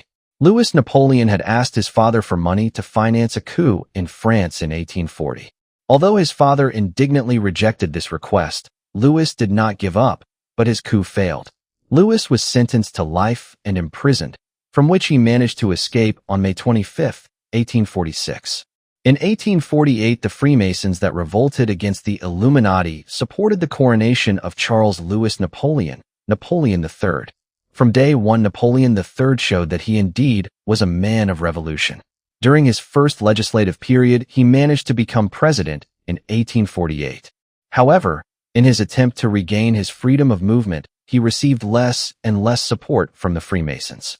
Through his connection to the Pope in 1849 and his education politics, he was able to secure for himself the support of the Catholic Church. The Freemasons did not foresee this. Through the decision of the Senate to recognize the Pope's power, conflict with the Freemasons arose. On January 14, 1852, Napoleon III seized power through the implementation of an anti-parliamentary constitution. On December 2, 1852, he became the Emperor of France. The French-German War that broke out under leadership of the Illuminati on July 19, 1870, cost the lives of 50,000 French citizens. The French army of men was surrounded near Metz, and on October 27, 1870, they surrendered. On September 1, 1870, Napoleon III suffered a crushing defeat with his men near Sedan. When the General Staff announced that the Emperor had been taken as a prisoner of war, the Third Republic was proclaimed. It should come as no surprise that the Illuminati caused the Fourth Revolution in France. In the same way as in 1789, they wanted to regain control over the government. France had to be handed over to the Commune. The French defeat in the war against Germany speeded things up. The Illuminati felt forced to take action sooner than they had anticipated. From March 18th to May 29th, the Commune caused a lot of damage in Paris. Statues of French heroes were selectively taken down, citizens and members of the clergy were killed. The 145 houses of Alphonse Rothschild and other belongings of prominent Illuminati, however, were carefully spared. Who would have told the people to spare the houses of the rich Illuminati in such a situation? On April 26, 1871, under the leadership of their respective dignitaries, 51 lodges of more than 10,000 Freemasons with flags and badges proceeded in a festive parade towards the city walls of Paris to place their banners in the city. At City Hall, Tirefort greeted the representatives of the revolutionary violence and shouted to the insurgents, "The Commune is the most powerful revolution the world has ever seen." In the night between the 3rd and the 4th of September, Jules Favre ordered the deposition of the House of Bonaparte. The representative of the imperial government, General Cousin Montauban, did not dare offer resistance to this call of treason because the army and the National Guard failed to clearly choose a side. In the afternoon of September 4th, a crowd stormed the assembly of the Legislative Corporation, causing the Senate to dissolve, and proclaimed the government of the people. With the revolutionary fall of Napoleon III, the French monarchy came to a definite end, and an important step in the Illuminati world revolution was taken. Catholic France became an atheist republic in which the lodges would govern until the Second World War and in which everything would be done to eliminate Catholicism. From official documents included in the official bulletin en compte rendu of the Grand Orient, it can be concluded that all anti-clerical measures that were discussed in Parliament had already been decided on and were implemented by the Illuminati and the Grand Orient. After 1902, more than 3,000 religious schools were closed, and it was forbidden to teach religion in schools. Many members of the clergy were arrested, some were banned, and Christians were treated as second-class citizens. This caused the Vatican to break off all diplomatic contacts with France in 1904. At that time, the Illuminati were realizing in France what they wanted to realize in the rest of the world.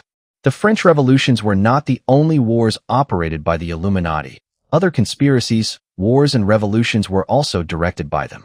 The conspiracy behind the December Revolution of 1825, the revolutions in Italy in 1848, the Philippine Uprising of 1896, the revolutions in Portugal in 1907, the fall of the Russian throne in 1917, Austria-Hungary in 1918, the First World War, the Spanish Civil War, the disappearance of the monarchies and nobility, the Second World War and the Cold War, which divided the world into two blocks, and finally the collapse of communism in Europe and the attacks on September 11, 2001, all were led with absolute certainty by the order of the Illuminati.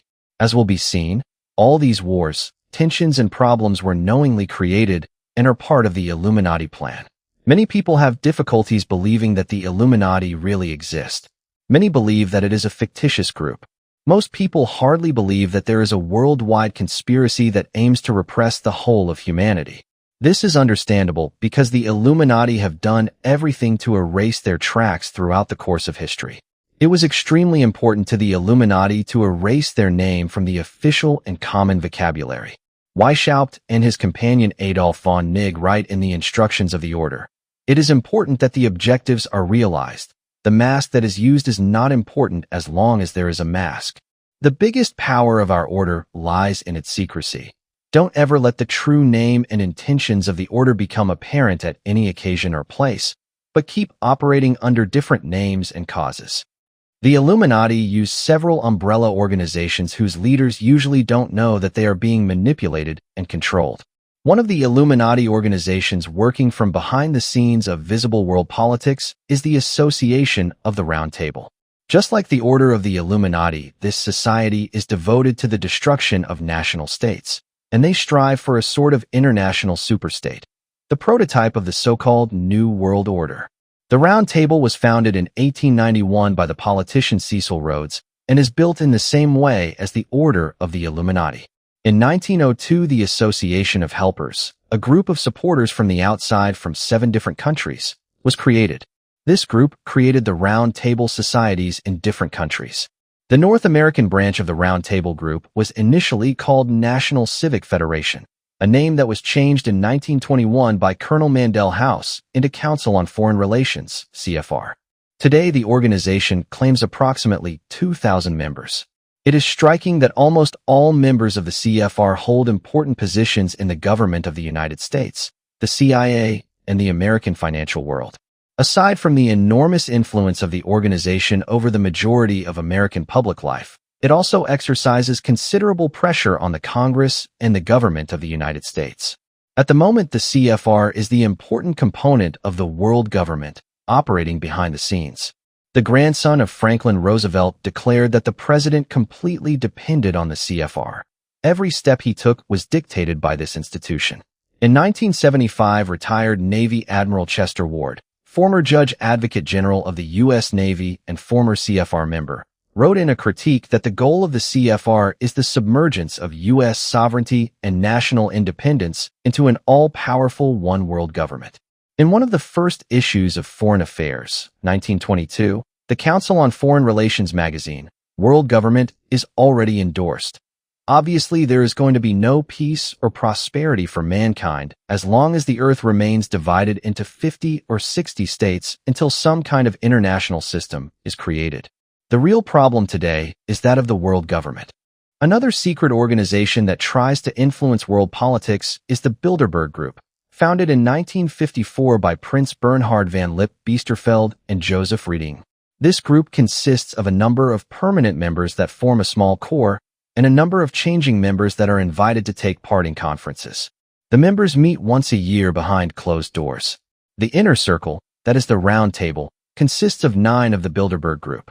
Then there is a decision-making forum that consists of 13 members. Finally, there are 3 more members that make up the inner circles. These consist of members of the black nobility and other exceptionally influential men. Despite the strict confidentiality and secrecy surrounding the Bilderberg Group, some of their objectives got out.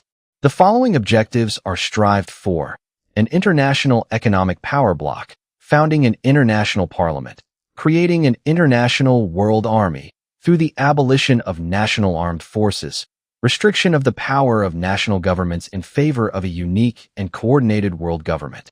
Traditionally, the international press never mentions anything about the content of the off-the-record discussions. Sometimes a conference where prominent members from the world of politics, business, and society speak confidentially about international questions is mentioned briefly. It is always mentioned that the participants assist as private persons, not in their official occupations. However, it is striking that the participants of every Bilderberg conference are flown in from all parts of the world with airplanes and helicopters belonging to different air forces. Also, the large police force used to prevent disturbances and protect the invited is paid for by the tax contributors. In his speech before the Senate, on December 15, 1987, Senator Jesse Helms warned against the New World Order.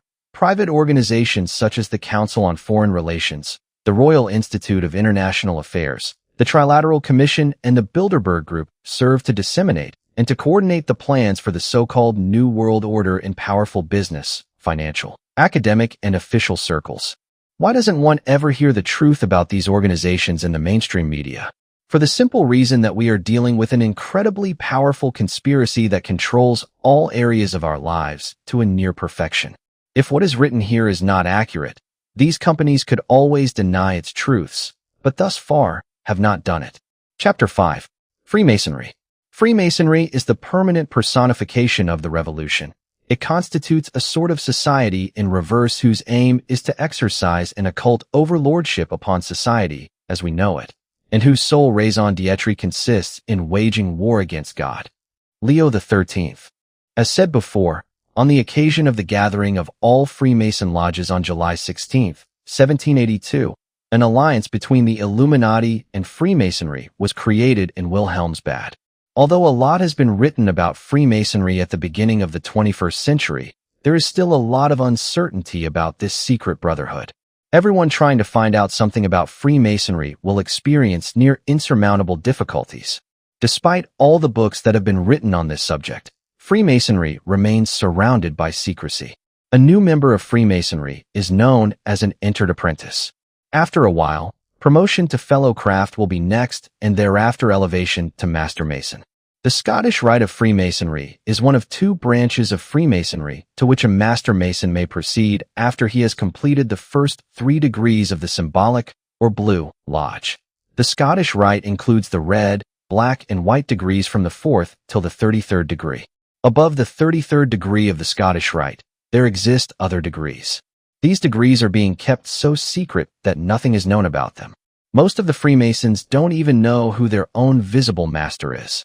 Basically, Freemasons of the highest degrees operate secretly. Since the inception of Freemasonry, the organization has used secret symbols, secret words, and secret signs to indicate to one another that they are Freemasons. Amongst others, there is the hand on the heart, Freemason membership sign.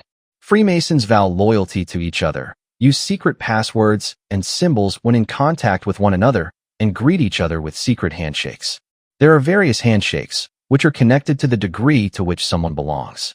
For example, the handshake of an apprentice is carried out with the right hand, by pressing the thumb 3 times to the index finger of the person to whom one wishes to introduce oneself as a Freemason. The handshake of brethren is different for both the French and Scottish Rite. In the French Rite, one presses against the index finger 3 times, and twice against the middle finger. In the Scottish Rite, one presses against the middle finger 5 times. Masters shake each other's hands in a unique way. They press the tips of their index and middle fingers against the wrists of their fellow brethren. The handshake and other symbols are also used during business transactions, legal procedures, amongst other interactions. Besides the many different handshakes, there are a lot of code words that are comparable to some kind of password. These are changed yearly. The organization only presents necessary and unavoidable information about itself and its work. Apart from some intentional exceptions, Freemasons never publicize who their members are or what their objectives are. Everything that is known about the Freemasons was released by them in very controlled conditions. Also, some brothers who have deserted Freemasonry have revealed certain secrets. The information coming from different directions is usually very concise but fragmented and requires meticulous puzzling together of the pieces in order to obtain a better understanding of who the Masons are. Freemasons are to help and to defend each other through thick and thin, even if this is at the expense of others. Some high degrees know the following oath: I shall help and stand by a fellow Freemason who is in trouble of any kind, whether this acts right or wrong, murder and treason not excluded. In the Handbook of Masonry, one can read on page 183, you must conceal all crimes of your brother Masons, and should you be summoned as a witness against a brother Mason, be always sure to shield him. It may be perjury to do this, it is true, but you're keeping your obligations. It's horrifying to think of what the consequences might be if a Freemason takes the oath of the presidency, membership into Parliament, becomes a judge, an official of the Secret Service, or police official. Most judges are Freemasons and will do anything possible to realize an acquittal for a fellow brother, even if this person deserves to be punished. When a Freemason has to appear in court, he will get no opportunity to shake hands with the judge, so he communicates in a different way. He shows that he is a Freemason through certain footsteps. First, he takes a step forward with his left foot and takes the heel of his right foot into the hollow of his left foot. Next, he moves the right foot and takes his left heel into the hollow of his right foot. Then he moves the left foot and brings both heels together, with the feet in a V shape. Freemasons love rituals and ceremonies, to which outsiders are not welcomed. Like most cases with secret brotherhoods, the Freemasons also carry out initiation or inauguration rituals. The inauguration forms the initiation into the world of Freemasonry. The symbolism of the rituals is kept secret because Freemasons avoid questions about their inaugural practices. According to general belief, it's impossible to put the inauguration secret into words, and its origin is unknown. Even the most informed persons are unable to discover the origin of this ceremony. Freemasons promise unquestioning obedience without any criticism against what is constitutionalized and stated in the statutes and regulations or the demands of their superiors. With regard to the oath of obedience, it is said that the secrets may not be revealed even if there is danger to life. One can only enter the lodge on this absolute condition. Many bishops of the Anglican Church in England are members of Freemasonry. In February 1985, the General Synod of this church, the church's assembly, took the initiative to study the controversial question as to whether Christians could also be Freemason members. The result was published in May 1987, and the answer turned out negative. This came as no surprise. The Synod's information report mentions, as the most offensive issues, the use of the name Jobulin as God's name and the oath formula, in which the Freemasons have to utter different revenge threats at every lodge brother who reveals secrets of the Masons. It's disconcerting to hear that one of the acts of revenge consists of the cutting up of the corpse of a traitor into two pieces with an axe, the head and the right hand of the body pulled off, and the intestines burned. The Synod stated that these oath formulas, despite the fact that they've been formally abolished, are still mentioned during the rituals of the Freemasons. A famous story is the one about William Morgan, who was a member of different American lodges. In collaboration with a journalist, Miller, he prepared a publication for the press about some secrets of the Freemasons. Morgan disappeared in Niagara Falls, and on a memorial stone in honor of his discovered execution is written, "In memory of William Morgan, citizen of Virginia. He was abducted and killed by Freemasons because he had revealed secrets of the order." Freemasons are not familiar with an objective worship of a god. The members honor the so-called Grand Architect of the universe. But this master architect is not an objectively existing deity, but rather a symbolical pseudo-god, which every Freemason is free to identify as the god they personally believe in.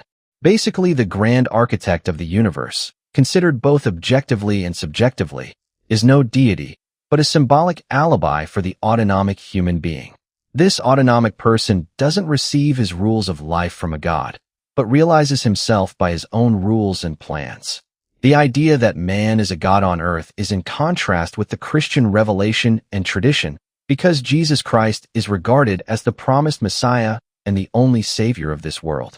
The basic principle of Christianity is that the triune God, and not man, is the creator of heaven and earth and is the measure of all things. Man, however, is a creation of this God. This God is named according to the revealed word love, 1 John 4 verses 8 to 16, and has created man in his own image, Genesis 1 verse 27. The last part means that man, created after God's image, is called to love, first, his Creator and Lord, and second, his fellow creatures. The love for God experiences its height during Christian worship. In this worship, the work of the salvation and the reconciliation with God is celebrated. The Universal Dictionary of Freemasonry by Daniel Lego counts over 150 rituals that vary from magical formulas, for example regarding astrology, to Satanism. That's why the Catholic Church repeatedly confirmed the irreconcilability of the membership of Freemasonry with the membership of the Catholic Church. Since Pope Clemens XII, 1652–1740, published the bull In Eminenti Apostolatus Specula, in which Freemasonry was condemned, Many popes have published very direct encyclicals against Freemasonry. According to the Catholic Church, worshippers who've joined the Freemasons are in a state of serious sin, and because of that cannot receive the Holy Communion. In the canon law book Codex Juris Canonici, CIC, Freemasonry, just like many other organizations and societies that are classified into broader categories, is no longer mentioned by name. Therefore, many Catholic Freemasons are of the opinion that in the new canon, 1374, excommunication no longer applies. This, however, is not true because the negative judgment of the Catholic Church concerning Freemasonry remains unchanged. The canon is applicable on every society or organization that is hostile towards the Church. The fundamental principles of Catholicism are absolutely incompatible with the principles of Freemasonry. The contrast between Christian principles and those of Freemasonry is irreconcilable. Cardinal Joseph Ratzinger, Pope Benedictus XVI, confirmed on November 26, 1983 again that the principles of Freemasonry remain irreconcilable with the principles of the Catholic Church. In an article of the Osservatore Romano of February 1985, it is explained clearly that a Catholic can't experience his relation to God in a dual manner by dividing it into a humanistic superconfessional religion on the one hand and a Christian faith on the other hand. Whether the reader is Catholic or not, he or she will have to acknowledge that the Catholic Church has had enemies from the start. However, not even the Reformers wanted to undo all the features of Catholicism. Different from these Reformers, for the Illuminati and the Freemasons, it's top priority to destroy the Catholic Church. In an Italian lodge document dated 1818 entitled Practica Istruzione Permanente Codice e Guida dei Proposti all'Alta Massoneria, Practical Guide, eternally applicable lawbook and guiding principle for the highest degree of Freemasonry, declares openly that the Freemasons aim to eradicate Catholicism and all Christian ideals. Many writers in the late 19th century, such as Archbishop Murin and Dr. Budley, said that Freemasonry was just a cover organization for Satan worship, which occurred within its higher degrees and was unknown to the ordinary member. In 1917, the Freemasons celebrated their anniversary worldwide. In Rome, they even organized a real satanical demonstration during which they proclaimed that for them it was about Satan's dominion of the Vatican in particular. In October 1917, they unrolled a satanic banner on St. Peter's Square beneath a window of the Vatican. On it was pictured the horrifying tearing up of Archangel Michael in the claws of Lucifer, who dropped the remainder of the body onto the earth. At the bottom of the banner was written, "Satan has to rule over the Vatican, and the Pope must be his slave." In Portugal, Freemasonry openly admitted that it was responsible for the 1919 revolution. The lodges mainly concentrated on destroying the monarchy and the Catholic Church with slogans that read, "The next generation will witness the end of Catholicism." The Catholic Church was subsequently exposed to fanatical persecutions. The Grand Master of the Grand Orient of Lisbon didn't hesitate a moment to assure everyone that soon there would be no more students in the seminaries. The anti-clerical measures taken in Portugal were a lot more violent and outrageous than the ones in France at the time of the execution of the separation of church and state. In South America, Grand Master and Illuminati member Lafayette gave Freemasons Bernardo O'Higgins and Simon Bolivar the order to rebel against Catholic Spain. In Mexico, he also encouraged Juarez to rise up against Spain. These revolutions all served the same purpose, to undo the power of the Catholic Church. The fight of Freemasons against the Catholic Church in countries such as Peru, Argentina, Colombia, Venezuela, or Mexico often took exceptionally insolent shapes. Mexico is the only country in the world where Freemasonry, since 1917, governs openly with a political party. Here Freemasons managed to nationalize all ecclesiastical goods and abolish all religious orders. At the same time, campaigns were started up in which laymen are called upon to resist the power of the church by using violence. In 1917, the anti-religious laws of the anti-ecclesiastic Freemason President Valles forced all churches to close down. Many religious farmers, students, and other Mexican citizens revolted against this decision and organized an armed rebellion against the government. Thousands of them either died in their struggle against the Masonic government or were executed by special commandos. The Catholic fighters, called Cristeros, died whilst holding a wreath in one hand and crying, "Christ is King." Pope Leo XIII said that the goal of the Freemasons was the overthrow of the whole religious, political, and social order based on Christian institutions and the establishment of a state of things based on pure naturalism. Rudolf Graeber, enthroned as bishop by Pope John XI in 1962, wrote in his book Athanasius and the Church of Our Time, "The purpose of Freemasonry is no longer destroying the church, but using it by means of infiltration. Because Freemasonry cannot obliterate the church entirely, to promote Freemasonry's principles and objectives, it is now trying to erase, by means of infiltration, the influence of Catholicism on society by using the ecclesiastical structure as an instrument towards renewal, progress, and enlightenment."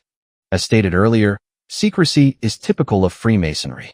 It is claimed that many who belong to the blue and red degrees die without ever experiencing what Freemasonry really means and what its purpose is. Coppin Albancelli, Freemason of the 29th degree, withdrew from the movement right when he was about to be admitted to the inner circle, a higher degree that he wasn't even aware existed. After discovering the real purpose of the organization, he described in his book Le Pouvoir Occult, The Occult Power, how Freemasonry is divided into three groups: the blue degrees, which aren't initiated in a single important secret; the red degrees, which indeed think that they know the secrets, but also don't know the real purpose of the order; the international inner circle, the true gentlemen and masters behind the higher degrees, and who, in reality, manage the brotherhood with their philosophical ethics, without knowing who the actual leaders within the lodge are. Albert Pike stated in his book Morals and Dogma of the Ancient and Accepted Scottish Rite of Freemasonry, 1871 edition, reissued in 1966, page 819. Within the blue degrees, one only learns to interpret some of the symbols. They are intentionally misled by false interpretations. The actual meaning of the symbols is reserved to the highest degrees. One leads the members of the blue degree to believe that they've understood Freemasonry entirely. Freemasonry is a sphinx buried to the head in the sands heaped round it by the ages.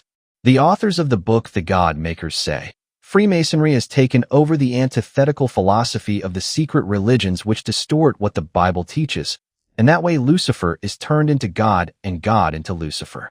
Freemasons become scared whenever the name Gabriel Joggin Pages, better known as Leo Taxil, comes up.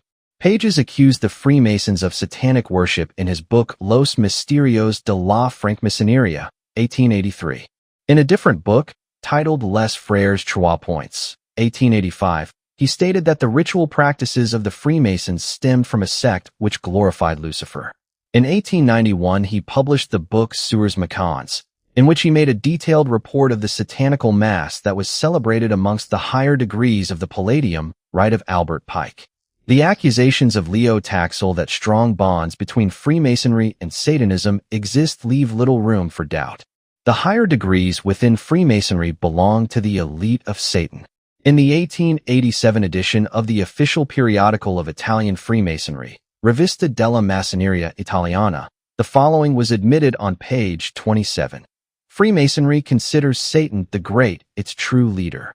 Dr. Farah, a specialist in Freemasonry, wrote in his book La Masoneria y su obra, Madrid 1935, the initiation ceremony of the 29th degree is held under a pantheistical symbol, the head of a little billy goat, that is wearing a torch between the horns, wings of archangels, arms and hands of a human, the body of a woman wearing a rose, and a crucifix on the chest. In general, it can be said that most members of the Freemasons are serious and intelligent people who aim for the good. Unfortunately, they are misled without being aware of it. New candidates are hypnotized during their initiations and are tied to a demon. Subsequently, they make a symbolical or ritual journey from darkness to light. During the initiations, they get totally absorbed in their part in such a way that they feel like completely different persons. This is the classical description for initiation in which all candidates are hypnotized, not by people, but by the demonic powers which are pulling the strings there. Already, after the first initiation, there is no way back. From that moment, the new candidates are under the supervision of an evil spirit. Because this is never expressed very clearly, and one hides behind biblical statements like, the other person inside of me, which refers to Jesus Christ in the Bible, the average initiate doesn't realize to what danger he is exposed. The personality changes his own spirit into an evil spirit, which then is in charge of his personality. He becomes a complete prisoner of demons. From now on, the initiate acts according to the will of the demon to which he is bound. As long as a victim doesn't resist demonic impulses, it completely determines that person's way of thinking. So long as he obeys them, these demons pose as angels of light. However, when he is disobedient, their true nature appears. They reveal themselves as fallen angels, as Satan's henchmen. Then they start to humiliate, torment, agonize, and torture the initiate in all sorts of ways. Mostly they encourage someone to commit suicide. It's shocking that even among Christians, many persons in charge don't want to recognize the deadly danger of Masonry. Nowadays, even some Christian denominations argue in favor of accepting Freemasons as brothers and collaborating somehow or other. Connected to the Freemasons are other societies, such as the well-known Lions and Rotary. These are some of the service clubs of the Masonic Lodge. New members are attracted secretly to the Lodge and other service clubs and are carefully initiated in the Lodge. Also, the Rosicrucian Order, Anthroposophists, Theosophists, and Oddfellows are secret Masonic orders that could be aligned with Freemasonry. In the Washington Post and San Francisco Chronicle, an article about the Oddfellows appeared on March 30th, 2001. Between the walls of the Warrenton Lodge of the Independent Order of Oddfellows in Virginia, a white shroud, bones, and white candles have been found. It turned out to be a woman's body. One of the police informants says that this is not an individual case, and that in Oddfellows lodges throughout the entire country, more discoveries of this kind have been made. In recent years, the police have investigated this sort of thing in the states of Missouri, Indiana, Pennsylvania, and Nebraska. In Oklahoma, because of such a discovery, workers fled in a panic. Police investigations led nowhere. The police couldn't get the Oddfellows to give up a single thing in the case. By its own account, Freemasonry rejects any form of political activity. Further study of history, however, makes it clear that the lodges have always been closely connected with politics. It's notable that Freemasons are always where the power is. The participation of Freemasonry in revolutions in the 19th and 20th centuries has been of decisive importance.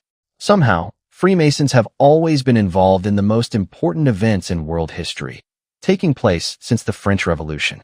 Many statesmen, including monarchs, were or are Freemasons of the higher degrees. Among them, for example, are the names of prominent military men. Almost all field marshals of Napoleon's military and a large majority of the Allied military leaders were Freemasons.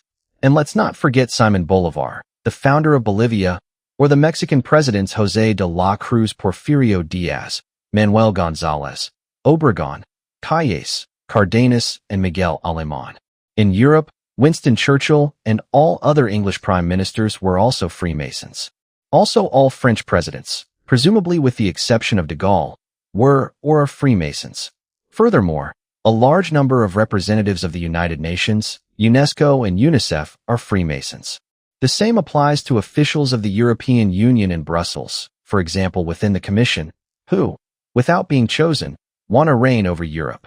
Other influential Freemasons include Edward Mandell House, Joseph Luntz, Henry Kissinger, Boutros Boutros-Ghali, Yitzhak Rabin, and Javier Solana. The United States is preeminently a Freemason nation. The former CIA Director Allen Dulles and Secretary of State John Foster Dulles descended from a well-known Swiss family that introduced the Scottish Rite in the United States. The Freemasons possess enormous power over the United States. Various principles that can be found in the Constitution are interwoven with Freemasonry. The followers of Freemasonry work in large number within the government. In the United States, Freemasons occupy all key positions. In addition to George W. Bush, at least 19 former American presidents, namely Washington, Madison, Monroe, Jackson, Polk, Buchanan, A. Johnson, Garfield, McKinley, T. Roosevelt, Taft, Harding, Franklin Delano Roosevelt, Harry S. Truman, L.B. Johnson, Gerald Ford, Ronald Reagan, George Bush, and Bill Clinton were also Masons. Chapter 6. The Mass Media. We allow the most atrocious lies uttered by political and moral prostitutes to go unchallenged. These lies are endlessly recycled in the media until they become ingrained in the public conscience as truth. Charles Sullivan. What do the current presidents and prime ministers of France, the United Kingdom, the Netherlands, India, Georgia, Greece, Colombia, Mexico, Philippines, Portugal, and many other countries have in common. They were selected by different U.S. embassies and educated by the elite through the U.S. State Department. Earlier in their careers, all have participated in the Foreign Leader Program.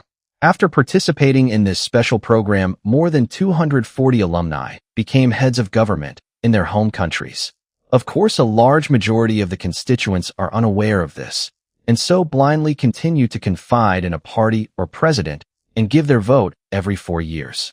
Ordinarily, the constituents do not know anything about the international connections that are hiding behind a political party or politician, regardless of the orientation of the party or politician. In this sense, both parties and politicians can be of any orientation, not only political leaders, but also other potential leaders in education, labor relations, the media, and other fields are educated by the Foreign Leader Program. The media plays a key role in getting the public to accept the politics of the elite. For them, building favorable relations with key journalists is an essential element. Many years ago, during an Illuminati meeting, Moses Montefiore said, "As long as we do not have integral control of the world press, everything we do will be without result. At any rate, we need to make sure that we can influence the world press if we are to govern and shackle the masses." Today, the elite control the mass media worldwide. They possess an enormous repertoire of instruments by which to implement its power. In their hands, the press have become the principal tool with which public opinion and the thoughts of every individual are shaped. Press and literature have become the main educators. Anything that is repeated in the media often enough is nowadays considered to be true. Lies play a decisive role in most attempts to manipulate public conscience on a daily basis. When various people comment on a certain theme, usually there are as many opinions as there are commentators. In light of the apparent media variety, one would expect that many kinds of opinions would be expressed regarding various important issues. After all, there is a constitutional freedom of expression. However, in the areas of politics, economics, religion, education, culture, and science, virtually all media speak in the same language. Dissenting opinions, which certainly exist, are ignored with shared unbreakable solidarity amongst the media outlets. Worldwide, there is currently no greater power than that which is executed by the manipulators of public opinion. The opinion makers' control is monopolistic. All media, television, radio, newspapers, etc. speak in the same voice, reinforcing each other. Despite the appearance of multiplicity, there are no real differences of opinion, no alternative sources of information for facts or opinions that would allow the wider masses to form an opinion that diverges from the one expressed by the media. Television is the dominant medium for information, or rather disinformation. The digital merging of word, tone, and image gives it enormous influence. It must be recognized that a complete control of the social means of communication makes it possible to condition the masses, because it allows those in control to manipulate how the masses think and what they desire. Whoever controls the media can determine, control, and manipulate what the masses think. Complex information systems control that which passes for the truth. News from all over the world is presented by a mere handful of press agencies. These press agencies are being controlled, and they only publish what they see fit to publish. Without realizing it, most journalists are spiritually dependent on their masters. Journalists have become processors of news items, which makes them guilty of the lie. Journalists are only occupied with unimportant themes that have been cleared by the Illuminati. The things in which mankind is truly interested are not discussed in the media. John Swainton, during his many years as publisher of the New York Times, in his farewell, shared the following revelation with his employees. There is no free press. You, dear friends, know that, just like I do. Nobody among you would dare give your own honest opinion. We are all instruments and serfs in the service of the financial potentates in the wings. We are puppets that dance and jump when they pull our strings. Our knowledge, our skills, and even our lives belong to these men. We are nothing more nor less than intellectual prostitutes. During the 1991 Bilderberg Conference in Baden-Baden, David Rockefeller spoke the following words. We are grateful to the Washington Post, the New York Times, Time Magazine, and other great publications whose directors have attended our meetings and respected their promises of discretion for almost 40 years. It would have been impossible for us to develop our plan for the world if we had been subjected to the lights of publicity during those years. But the world is now more sophisticated and prepared to march towards a world government.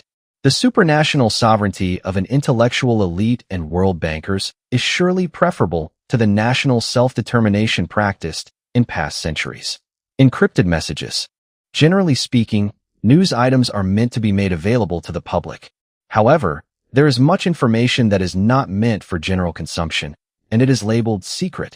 It has been known for a long time, as confirmed in the investigation of an independent Senate committee investigating the CIA, that 90% of encrypted messages and images are distributed via the media, in particular the regular press. Nowadays, about the same percentages of all secret messages and orders from the powerful elite is transmitted via the mass media, via secret news items, mainly signal photographs in the printed press. The unsuspecting reader notices nothing, but the Illuminati, the Freemasons, and other initiates know exactly what these photographs mean. Only those who know and carefully analyze these secret signals can learn from newspapers what really goes on in politics, economy, and culture.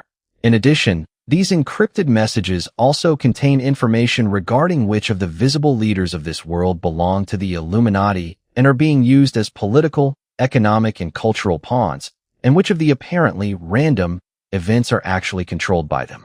The message between initiates has to come across clearly, and when it does not, the photographer is made to take the picture again.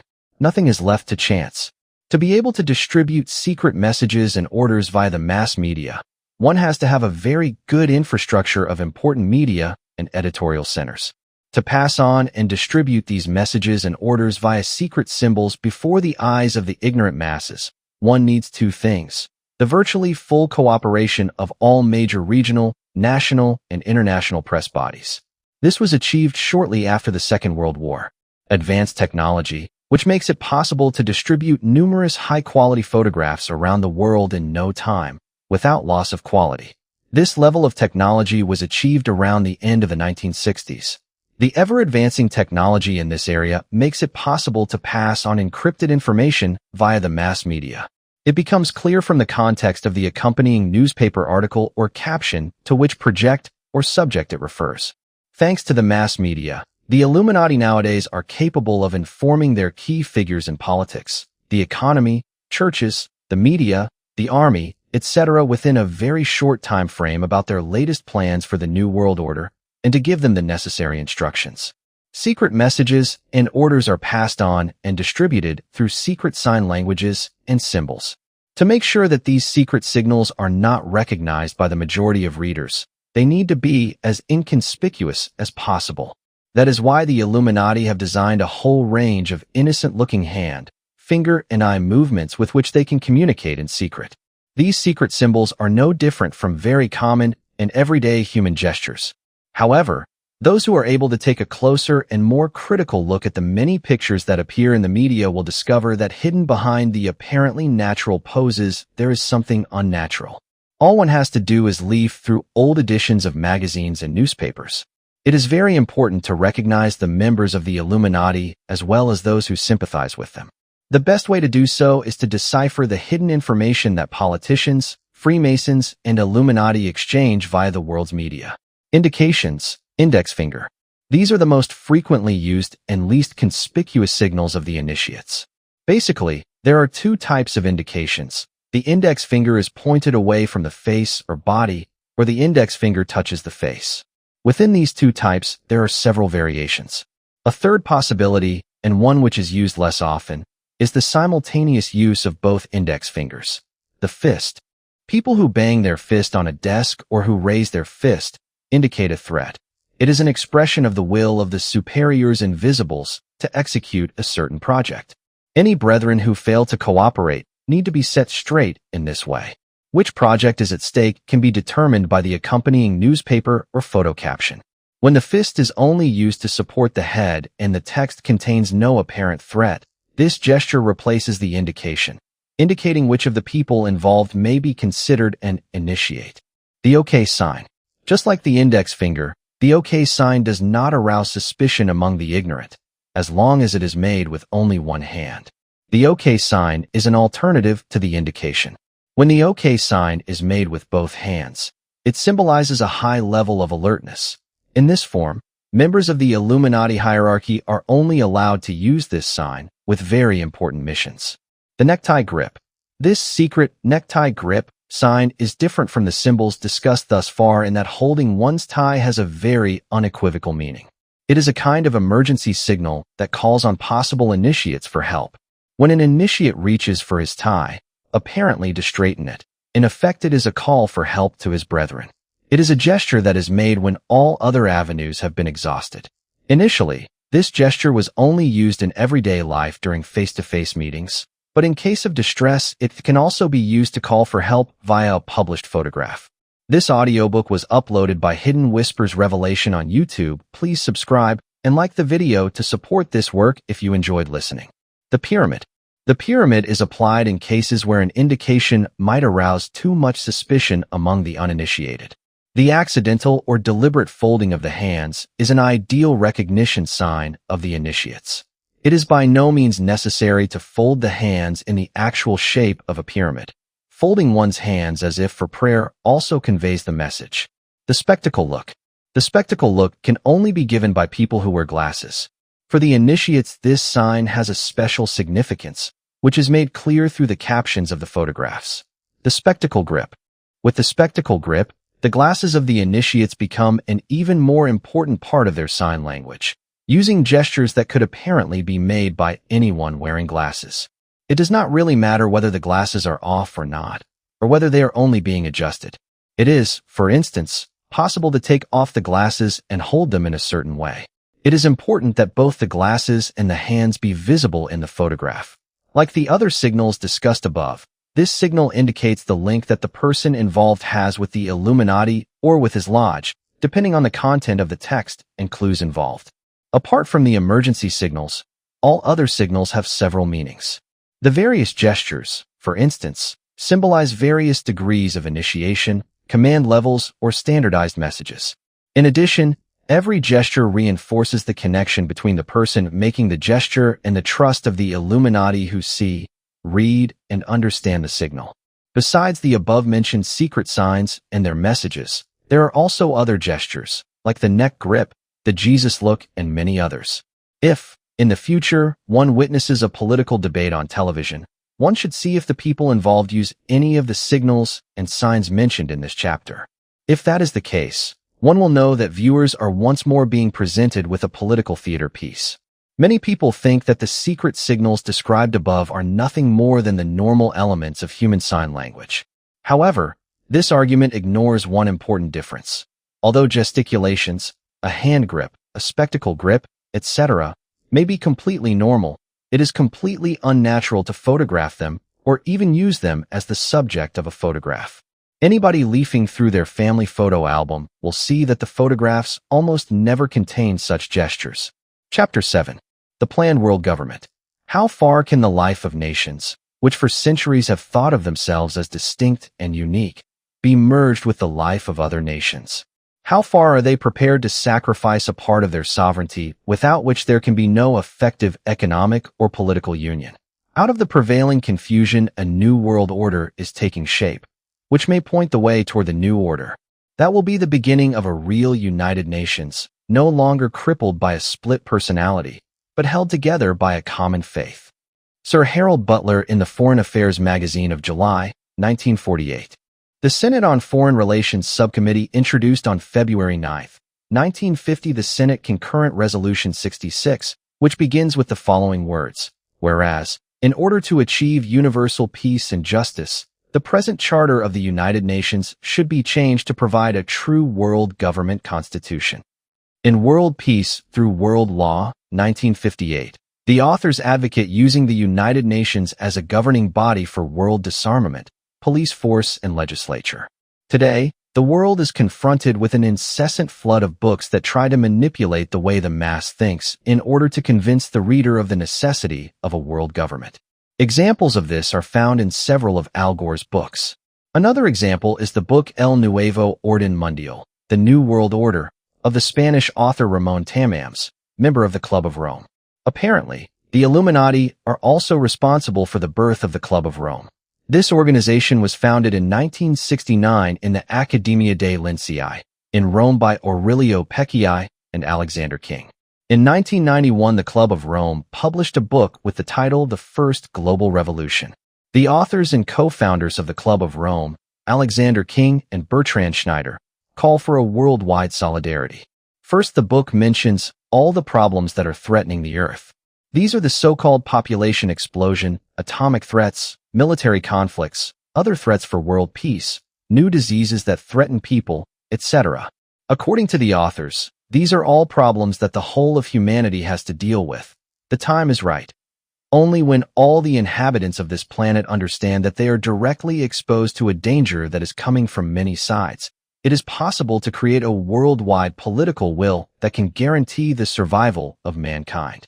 In the book, it is constantly stressed that the existing governments and organizations are not capable anymore to deal with problems of such dimensions.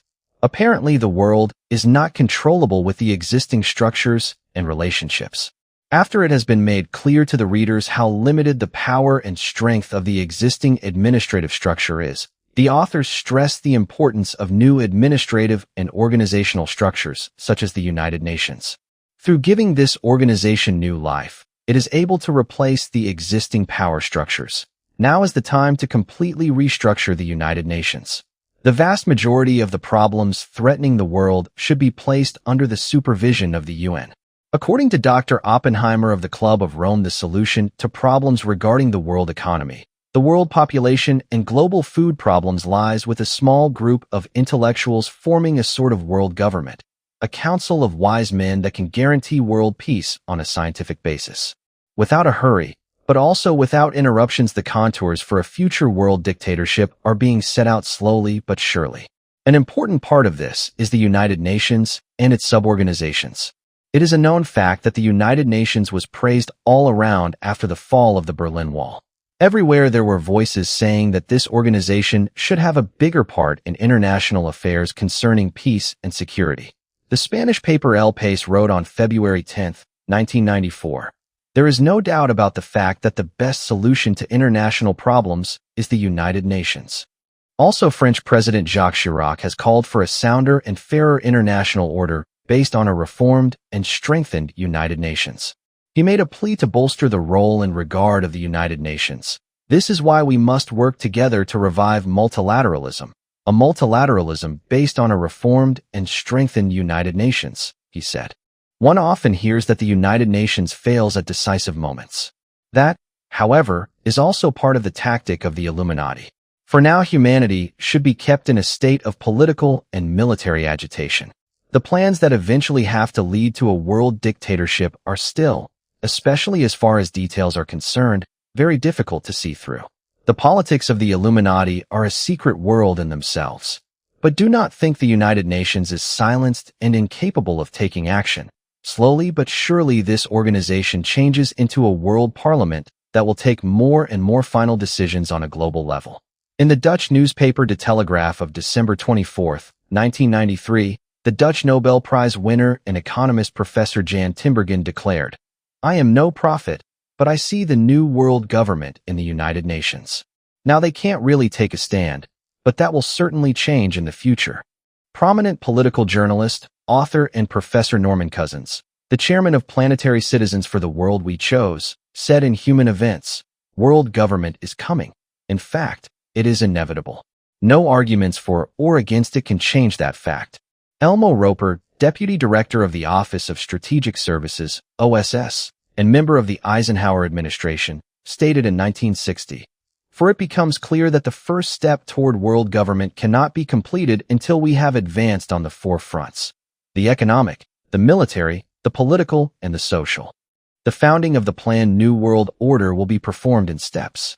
The establishment of one international world parliament, the creation of an international economic order, restriction of all national influence in favor of a dictatorial world government, the complete control over all food supplies by one World Food Authority, the complete control over all raw material, oil, and gas resources, creation of a world army through combining the American Army, NATO, and all other Western armies, The merger and equality of all religions into one humanistic world religion. Creation of a social demographic network that connects all aspects of daily life through use of computers. The establishment of a one-world capital city. Installation of a world leader. Chapter 8. One world financial system. There is a global meltdown coming. It is global depression.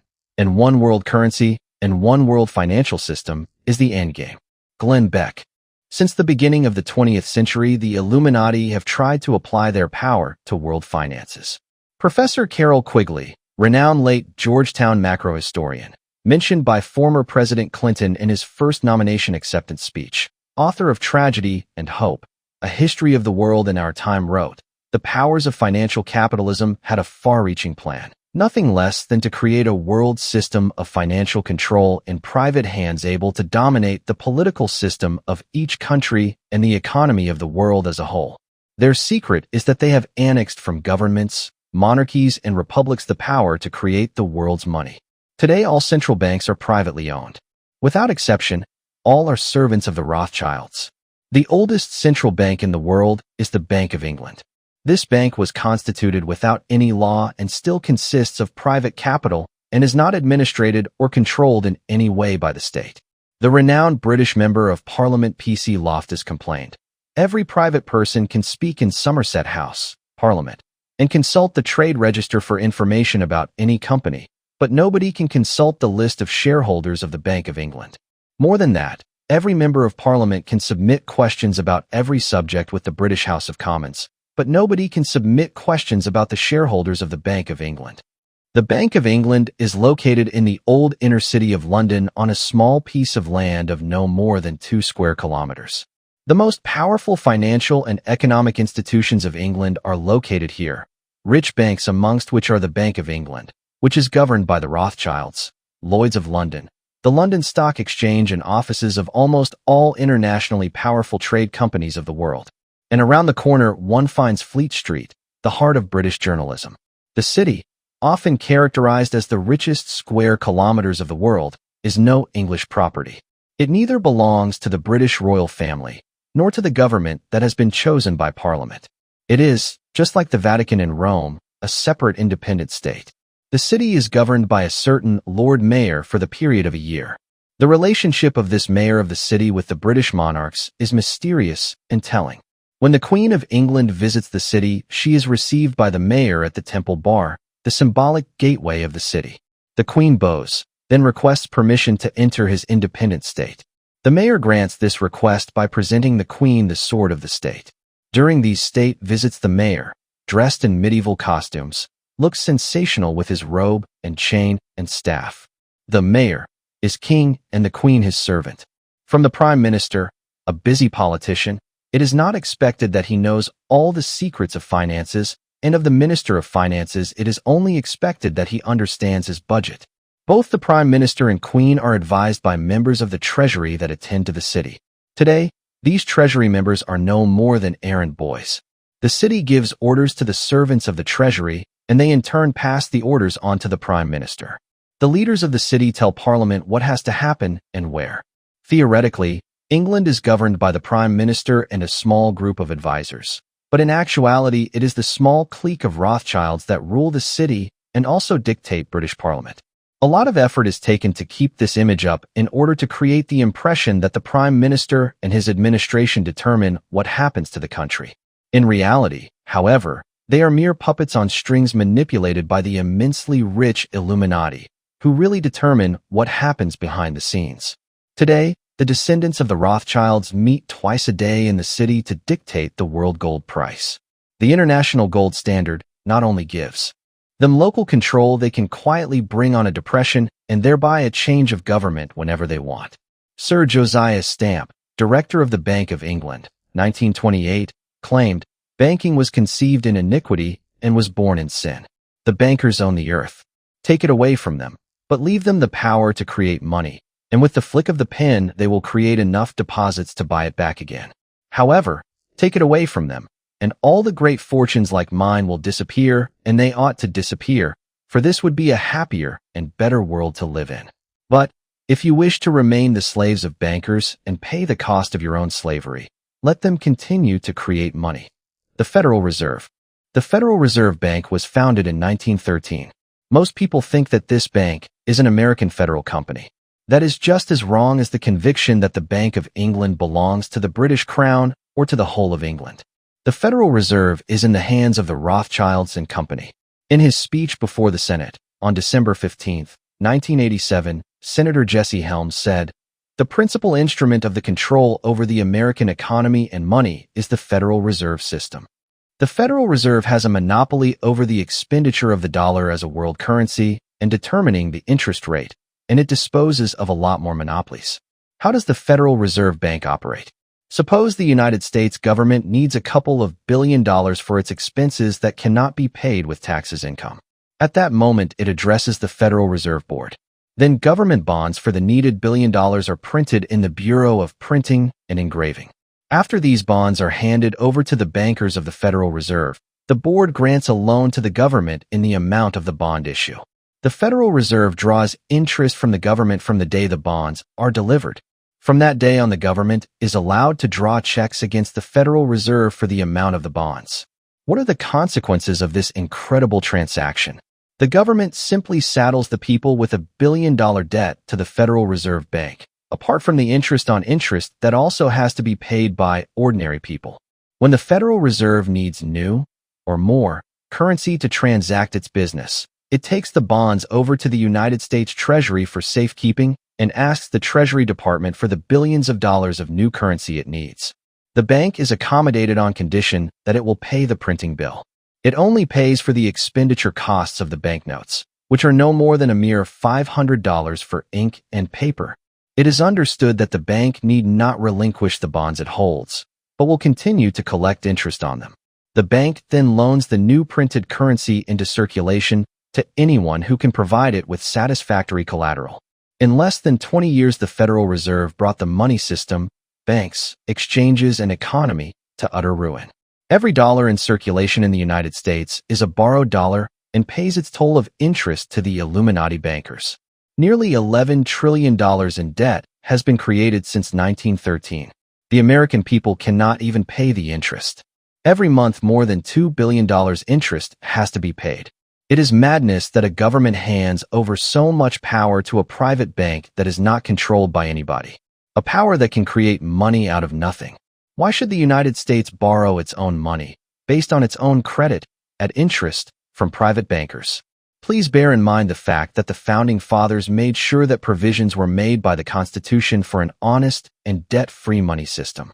In part, Article 1, Section 8, Paragraph 5 of the Constitution states, "Congress shall have power to coin money and regulate the value thereof." It is most evident that by this provision, Congress alone should be the money-creating agency of the nation. Although the Constitution has been set aside through the intrigue and power of the Illuminati, the Congress of the United States is authorized by the Constitution to do as Abraham Lincoln did in order to finance the Civil War, to wit, issue the money required against the credit of the nation, debt, and interest-free.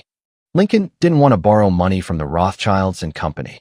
The interest rate set by the banks was 28%.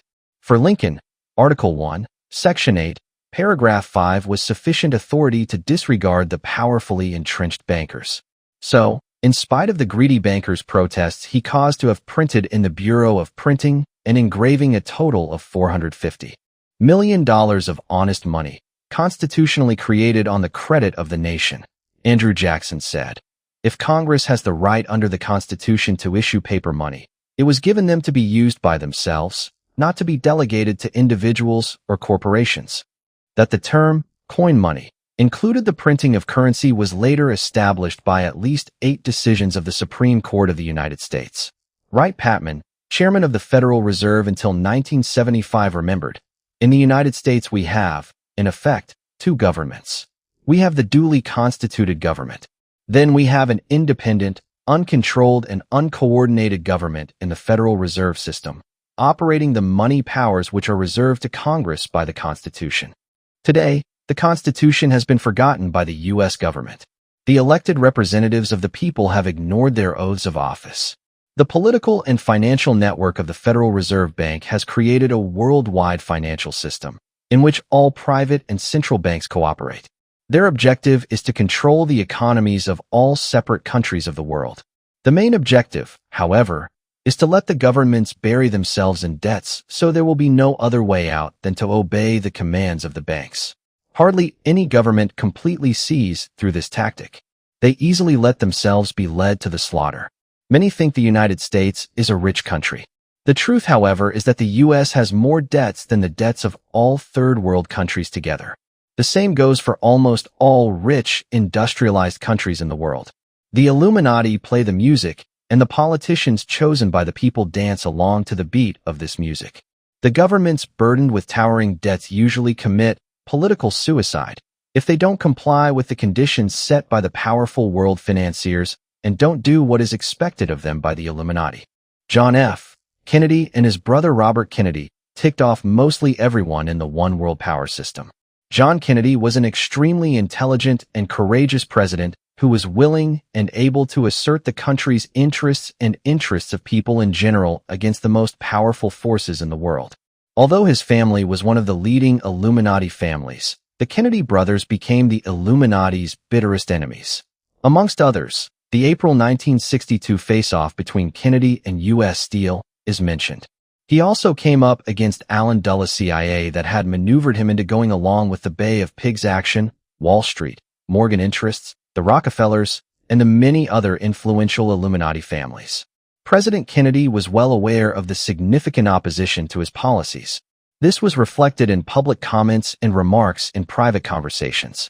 His understanding of this opposition was indicated by his response to a reporter's question during a 1962 news conference.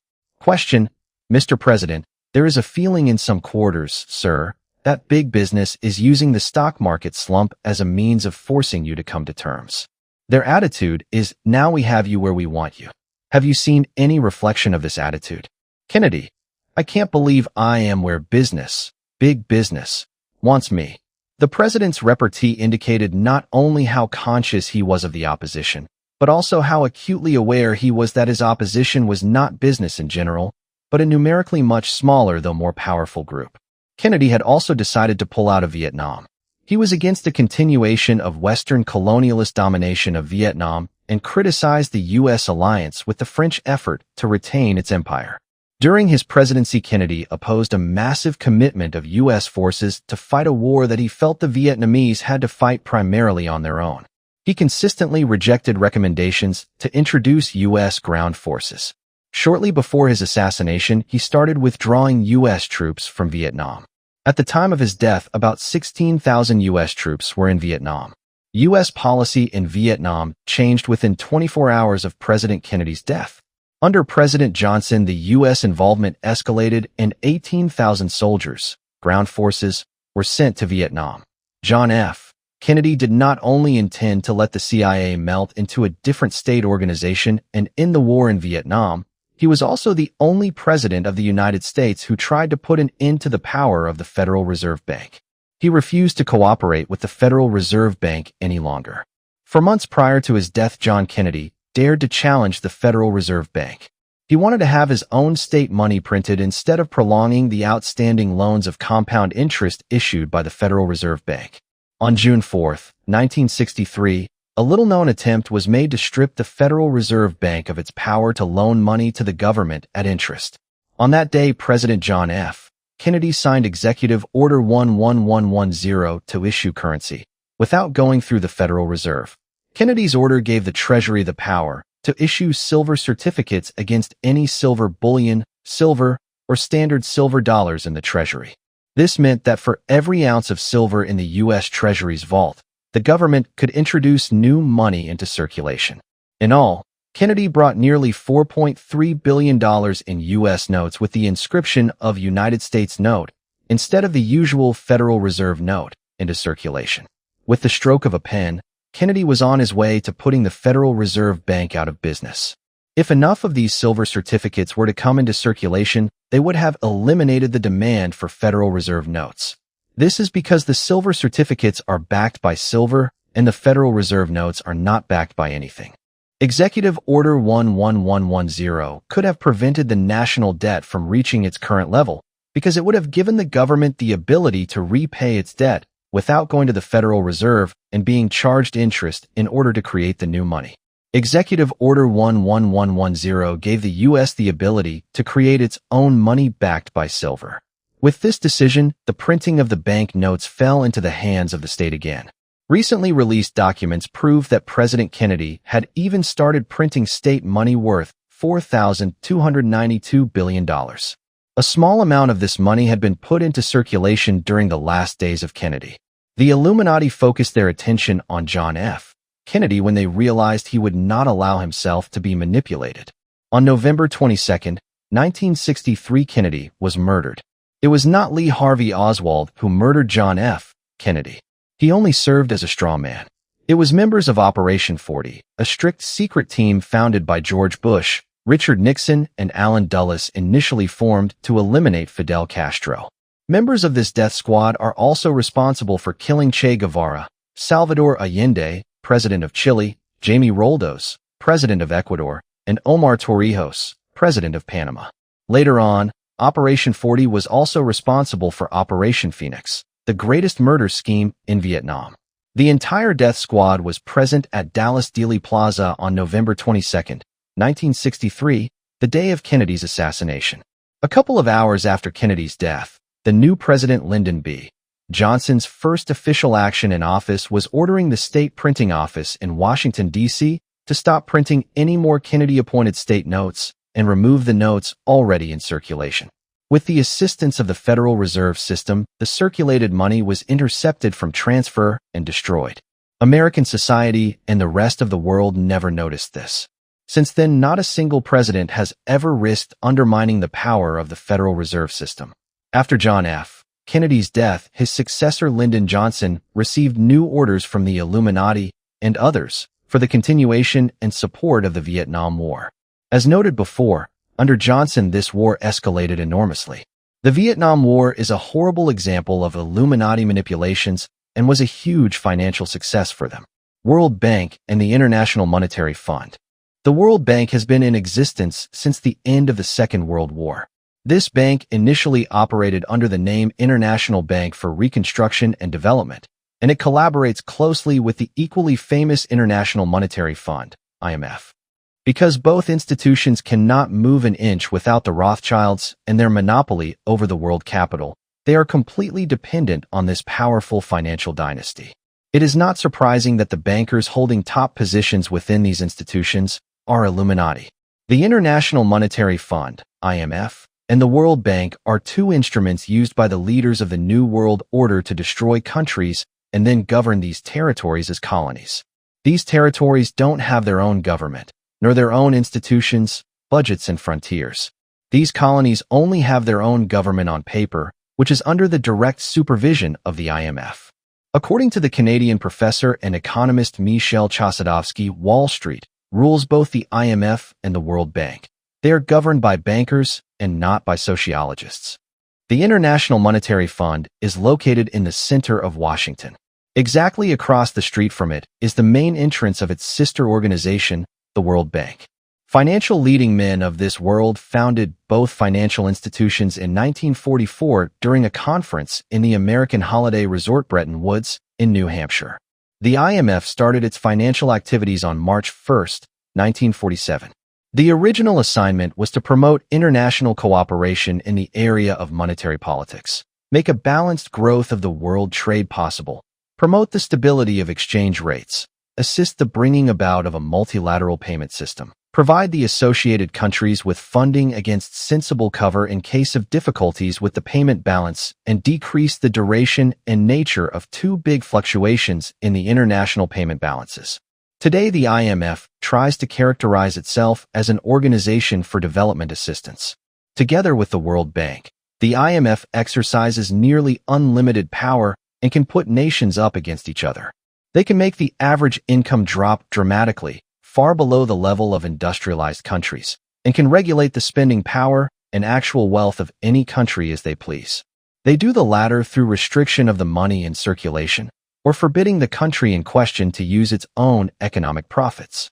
Instead, the countries are forced to export their products under the conditions of the competition on the world market. The collapse of legal economic systems formed the basis for the development of uprisings, the destabilization of independent states, the collapse of institutions, and, in extreme cases, it can lead to war. This will happen at the precise day and time determined by the truly ruling class. The institutions founded in Bretton Woods are structural predecessors of the globalization of the financial and economic world. From the start, they have been nothing other than tools that should ensure the strategic interests of big business in the long run. That is not any different today. Only now one does not have to reckon with a strong working class because its politics have been completely disoriented and divided.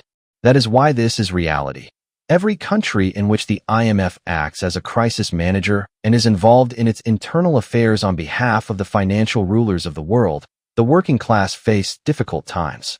For example, the World Bank and the IMF are responsible for the collapse of the Albanian banking system, which brought the economy to the edge of an abyss. The chaos that followed helped both American and European multinationals. Western oil groups, such as Occidental, Shell, and British Petroleum, had their hearts set on the rich but uncultivated oil reserves of Albania. Investors from the West had their eyes set on the chrome, copper, gold, nickel, and platinum supplies of this same country. The Adenauer Foundation lobbied in silence for the German mining groups. Among the many countries that collapsed through the doings of the World Bank and the IMF, Zambia should also be mentioned. The World Development Movement, WDM, a big development organization from London, states that the reforms that these two organizations pushed on Zambia made 10,000 people lose their jobs, destroyed important industries, caused widespread agitation, and increased poverty. The Indonesian President Suharto was not loved by the IMF. In his later years, he stood up against the Illuminati. That is why Indonesian monetary politics were sabotaged as much as possible. The former leader of the IMF, Kim Desis, said in his farewell speech, "We created the circumstances that forced President Suharto to resign. This means human suffering was created on purpose to realize certain political objectives. The average income per head of the population was reduced to half, poverty was widespread, religious intolerance arose, and a horrible civil war spread over the islands. In order not to disturb the liberal or Christian conscience of the public at large, the good, social intentions of both institutions are stressed. The World Bank, especially, continuously claims to fight poverty. It is striking, however, that every developing country is poorer after a crisis the IMF and World Bank helped to cause." Ken Watkins, member of the Oxford Committee for Famine Relief, the relief organization Oxfam, is clearly opposed to the IMF and the World Bank. They don't fight poverty, they create poverty. To Professor Chosadovsky, both financial institutions are nothing less than war instruments. When a delegation of the IMF visits a country and starts canceling existing social and economic credits as a condition for new credits, that means a physical destruction that is comparable to a bombardment. The IMF demands the closure of hospitals, schools, and factories, but eventually the result of everything is the complete destruction of a country. According to Maria Mies, feminist scientist and author, the war in Yugoslavia was a direct result of neoliberal globalization politics that has already led to many ethnic conflicts, deportations, and mass murders in many countries. This politics is especially the result of the collapse of the national economy. This is caused by a monetary politics that aims at economizing and stabilizing the monetary unit, and it is imposed on those countries by the World Bank and the IMF to create a healthy economy. In Somalia, Rwanda, Peru, Colombia, and Yugoslavia, so-called ethnic or religious reasons were mentioned for the sudden uprising of part of the impoverished population against another part of the same population. How does one go about such an intervention and eliminate the resistance of the individual countries? First, the IMF and the World Bank demand all salaries to be frozen. Banks, factories, etc. are ruined. Next, all credits and trade with these countries are blocked. Then different nationalist parties are set up. Their followers are trained, armed, and prepared for their task as so-called freedom fighters abroad. With the help of their immense financial reserves, the Illuminati manage a worldwide financial control system with which they can control the political system of each separate country and the complete world economy. The elite have bought a huge part of the world with their economic power and placed it under their control. This brutal process of repression is nothing less than an economic world war in the name of globalization. In fact, the process comes down to a couple of international banks and multinationals ruling the world, while the once independent states fulfill nothing more than a kind of administrative position. With the help of willful politicians, the Illuminati degrade the independent states to unresisting administrative offices that serve the growing multinationals. The era of globalization impoverishes populations, and it is assumed that only 20% of the world population eventually will fit within the system as working slaves. National parliaments will act as storytellers that have to keep up the image of democracy, while presidents and chancellors receive their instructions from the Illuminati. Globalization is a trap for democracy, and countries opposing the New World Order put their independence at risk. All those people and nations with opposition opinions have to be eliminated in order to promote and fulfill this view of globalization. The Bankers Manifest. They, who can create money by making a bookkeeping entry with a fountain pen, can just as easily destroy the money they have created. They who have created a period of easy money can with the same facility create a money stringency. The following text was printed from the Bankers Manifest for private circulation among leading bankers only. Capital must protect itself in every way, through combination and through legislation. Debts must be collected and loans and mortgages foreclosed as soon as possible. When through a process of law the common people have lost their homes, they will be more tractable and more easily governed by the strong arm of the law, applied by the central power of wealth, under control of leading financiers. People without homes will not quarrel with their leaders. This is well known among our principal men now engaged in forming an imperialism of capital to govern the world. By dividing the people, we can get them to expend their energies in fighting over questions of no importance to us except as teachers of the common herd. Thus, by discreet action, we can secure for ourselves what has been generally planned and successfully accomplished. This is the reason why there are periods of short duration when loans are comparatively easy to obtain when the bankers call. Come and get it.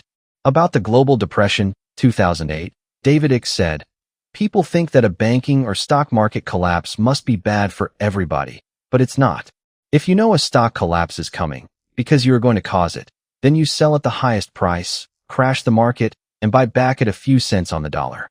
In this way, those who cause the crash can end up with vastly more stock, and thus financial power, than they had before the crisis, and they pay comparatively little to secure it. The Rothschilds have famously, or infamously, used this technique endlessly, and they are doing so again today. If you own the game, you always win because you make the rules under which it is played." Chapter 9. The Chip. In the not-too-distant future, people can store their money on a chip implanted under their skin. Joshua Cooper Ramo. Some years ago, former safety advisor to President Jimmy Carter Zbigniew Brzezinski said, "Not long from now, it will be possible to monitor each civilian all the time and have access to a file in which all personal details are available. All possible information about people is already stored in computer systems. Within a limited amount of time, the leaders of this world will take it a step further and will be able to check all human activities. The current state of technology makes it possible to control the entire world from one power center. For this purpose, they have installed supercomputers worldwide. These computers are being used to store and check the personal information and activities of the entire world population." In an interview, Nicholas Rockefeller stated that the elite's ultimate goal is to create a microchipped population. The machinations of the Illuminati are beginning to show more clearly. The elite's ultimate goal is to create a microchipped population. The Illuminati are able to advance their control over mankind because they are watching the entire world population. Electronic surveillance of the population has long since ceased being a theory. Ever since the 9/11 attacks, civilians have become more aware of such invasive surveillances. Full body scans at airports and cameras in the streets today have become normal occurrences. The world is now in the trial stage of the Illuminati. They have supercomputers and satellites that monitor all human activity. The technology of satellite cameras is so far advanced that even from space they can distinguish such minute and specific details as the brand of softball being played with at a park or the make of a car. This technology was already in use in 1956. With a very sophisticated camera, the famous high-altitude reconnaissance U.S. aircraft Two could look down from an altitude of 8 miles and read and photograph the headlines of a newspaper. Global Positioning System, GPS, uses 24 satellites for orientation on and above the Earth. These satellites are also used to monitor telephone traffic and computer communications. Because of the built-in computer chips in passports, credit cards, and identity cards, anyone can be followed and monitored anywhere in the world. It will not be long before there is no place left to hide. For years, the public has been told that the chip only ensures their safety and that it is primarily meant to fight terrorism, causing good civilians to let down their guard. But who decides who qualifies as a terrorist? These chips contain detailed personal information, making the global community completely under surveillance. This type of state control by far exceeds the visions of George Orwell. Soon, the first step toward total control of civilians will be taken. It will not be long before one will witness a world void of cash money, causing the current money and banking system to lose its validity. As said before, the global meltdown is on its way. The global depression will lead to a one-world currency. Not long from now, an electronic chip card will make cash transactions obsolete. In the near future, all national currencies, such as bank and credit cards, will disappear. A universal biometrics card, which will be used similarly in all member states, will be introduced soon.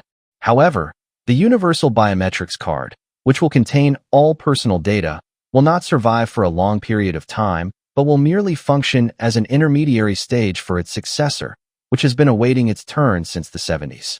The card will, of course, cause problems. One of those problems is what to do when the card is lost, damaged, or stolen. There will be nothing one can do, as there will no longer be another tender. The leaders will continue to first cause trouble, and then offer solutions which befit their aspired goal, a complete control and marking of each individual civilian by means of a microchip. This microchip is a minute plate that contains a unique identification number that will be linked to an external database containing additional information about the host of the chip in question. The microchip, developed by the leaders, will be implanted beneath the skin. Because the chip will charge itself from fluctuations in the human body temperature, the forehead just below the hairline is the best spot to implant. The microchip is invisible to the naked eye and stores all information important to the leaders. Infrared sensors that can read the chip will be placed everywhere. The already existing supercomputers have been programmed to process the chip's information. The microchips will be read worldwide at the mere command of a sensor 24 hours a day via satellites, making it easy to locate the position of every world citizen. Already the microchip is being put to the test in many places in the world. In the Malaysian capital Singapore, tens of thousands of people have tested the chip. In Mexico, the National Migration Institute has said it will introduce electronic registration for foreigners entering the country through the southern border to curb illegal immigration. In a communiqué, the institute said biochip implants would be used to control the entry of workers and visitors from Belize and Guatemala starting in March 2008. In the Netherlands, the Christian Union stated in a memo published on May 20th about the microchip that the government can never obligate a civilian to have such a chip implanted. The memo also discusses the possible dangers of the technological developments around the identification techniques. According to the Union, there should be a law in which it is stipulated that no Dutch person may be forced to have a chip implanted. Nevertheless, Holland will be the first country where the chip will be formally introduced. Governments will give the public plenty of arguments as to why it is of great importance for everyone to be implanted with this chip. The ultimate goal will be that every newborn will be chipped automatically following birth. Anyone who refuses the chip will be cast aside socially, politically, religiously, and financially. He or she will no longer have access to the electronic banking system and will therefore no longer be able to buy or sell. The chip will enable its installers total surveillance control of world citizens. Revelation 13 verses 16 to 18. It forced all the people, small and great, rich and poor, free and slave, to be given a stamped image on their right hands or their foreheads, so that no one could buy or sell except one who had the stamped image of the beast's name or the number that stood for its name. Wisdom is needed here. One who understands can calculate the number of the beast, for it is a number that stands for a person. His number is 666. Chapter 10. Complete control over all food supplies. He who controls the food supplies controls the nations. Henry Kissinger.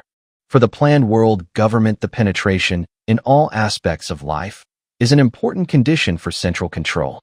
This means that there is no place for the traditional production of food in the global and deregulated world economy. The traditional farmers are in the way of the plans of the power behind the scenes. In the future New World Order, the farmers are superfluous. Through meticulously executed cancellation of taxes and financial aids and the opening of the free market, the world has come to an overproduction of butter, meat, and many other products. This caused a shift in power from arable farming and stock breeding to the international food industry and big trade corporations. The traditional farm has been pushed aside by the big specialized companies.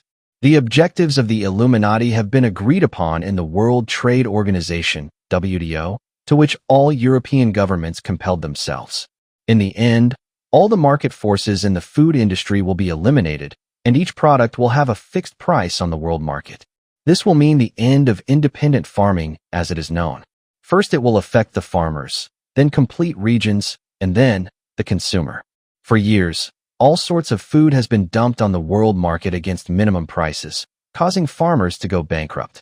They are driven away from their land, which falls in the hands of banks and corporations. This development is going on all over the world. In the past couple of years alone, 2 million farmers have gone bankrupt in the United States. The percentage of agricultural land has been reduced by 50% in the 7 original countries of the European Economic Community. In 1999, the number of farms with more than 2 hectares was reduced by 5%. In 2000, 300,000 jobs were lost in the agricultural sector. In Europe, 40% of all farmers live below the poverty line. In 1960, Germany had 2 million farmers. In 1980, there were only 500,000 farmers. These frightening changes are no coincidence. They are all part of a cold-blooded expropriation of land and of trade monopolization, the way of the future. Could all this be just coincidence? In each case, the mad cow disease, BSE, and the foot and mouth disease, FMD, crises had the exact result the ruling power was looking for. The Illuminati saw the crises as a way to destroy a huge part of the arable farming and stock breeding sector. No other government has misused crises to oppress agricultural politics as much as Germany. Both the Schroeder and Kohl administration followed the agricultural reform course of the EEC Commission in Brussels, and with that they turned Germany into the biggest agricultural gravedigger of Europe. The farmers' associations have also pulled wool over the eyes of their gullible supporters. The dubious wording used to justify their actions was comparable to that regularly used by politicians. It is crystal clear that the EEC politicians have killed almost all traditional agricultural structures in Europe. Today, the production and processing of food will be handled by a few cartels and the food trade limited to some central international companies. Soon the complete control over food will be managed by an organization called the World Food Authority, an institution that will be like the United Nations. This institution will decide over the division of food. It will be able to decide over food shortages and even famine wherever and whenever one wants. David Byrne, member of the European Commission whose responsibilities include health and consumer interests, announced the precursor of such an organization in 2002. The European Food Authority will be responsible for the control of food in Europe. That way, European agriculture and stock breeding will be completely at mercy of the ideological fanaticism of the invisible power behind the scenes. Through mergers, takeovers, and an aggressive urge for expansion, the ruling power has greatly enlarged its hold on the international market and food industry. The multinationals, Monsanto, DuPont, Novartis, Unilever, etc., dictate the market supply and demand. They have complete control over the food industry and over almost every item of food. They determine the way food is processed and what people eat. If you want me to continue this book, let me know in the comments section. This audiobook was uploaded by Hidden Whispers Revelation on YouTube. Please subscribe and like the video to support this work if you enjoyed listening.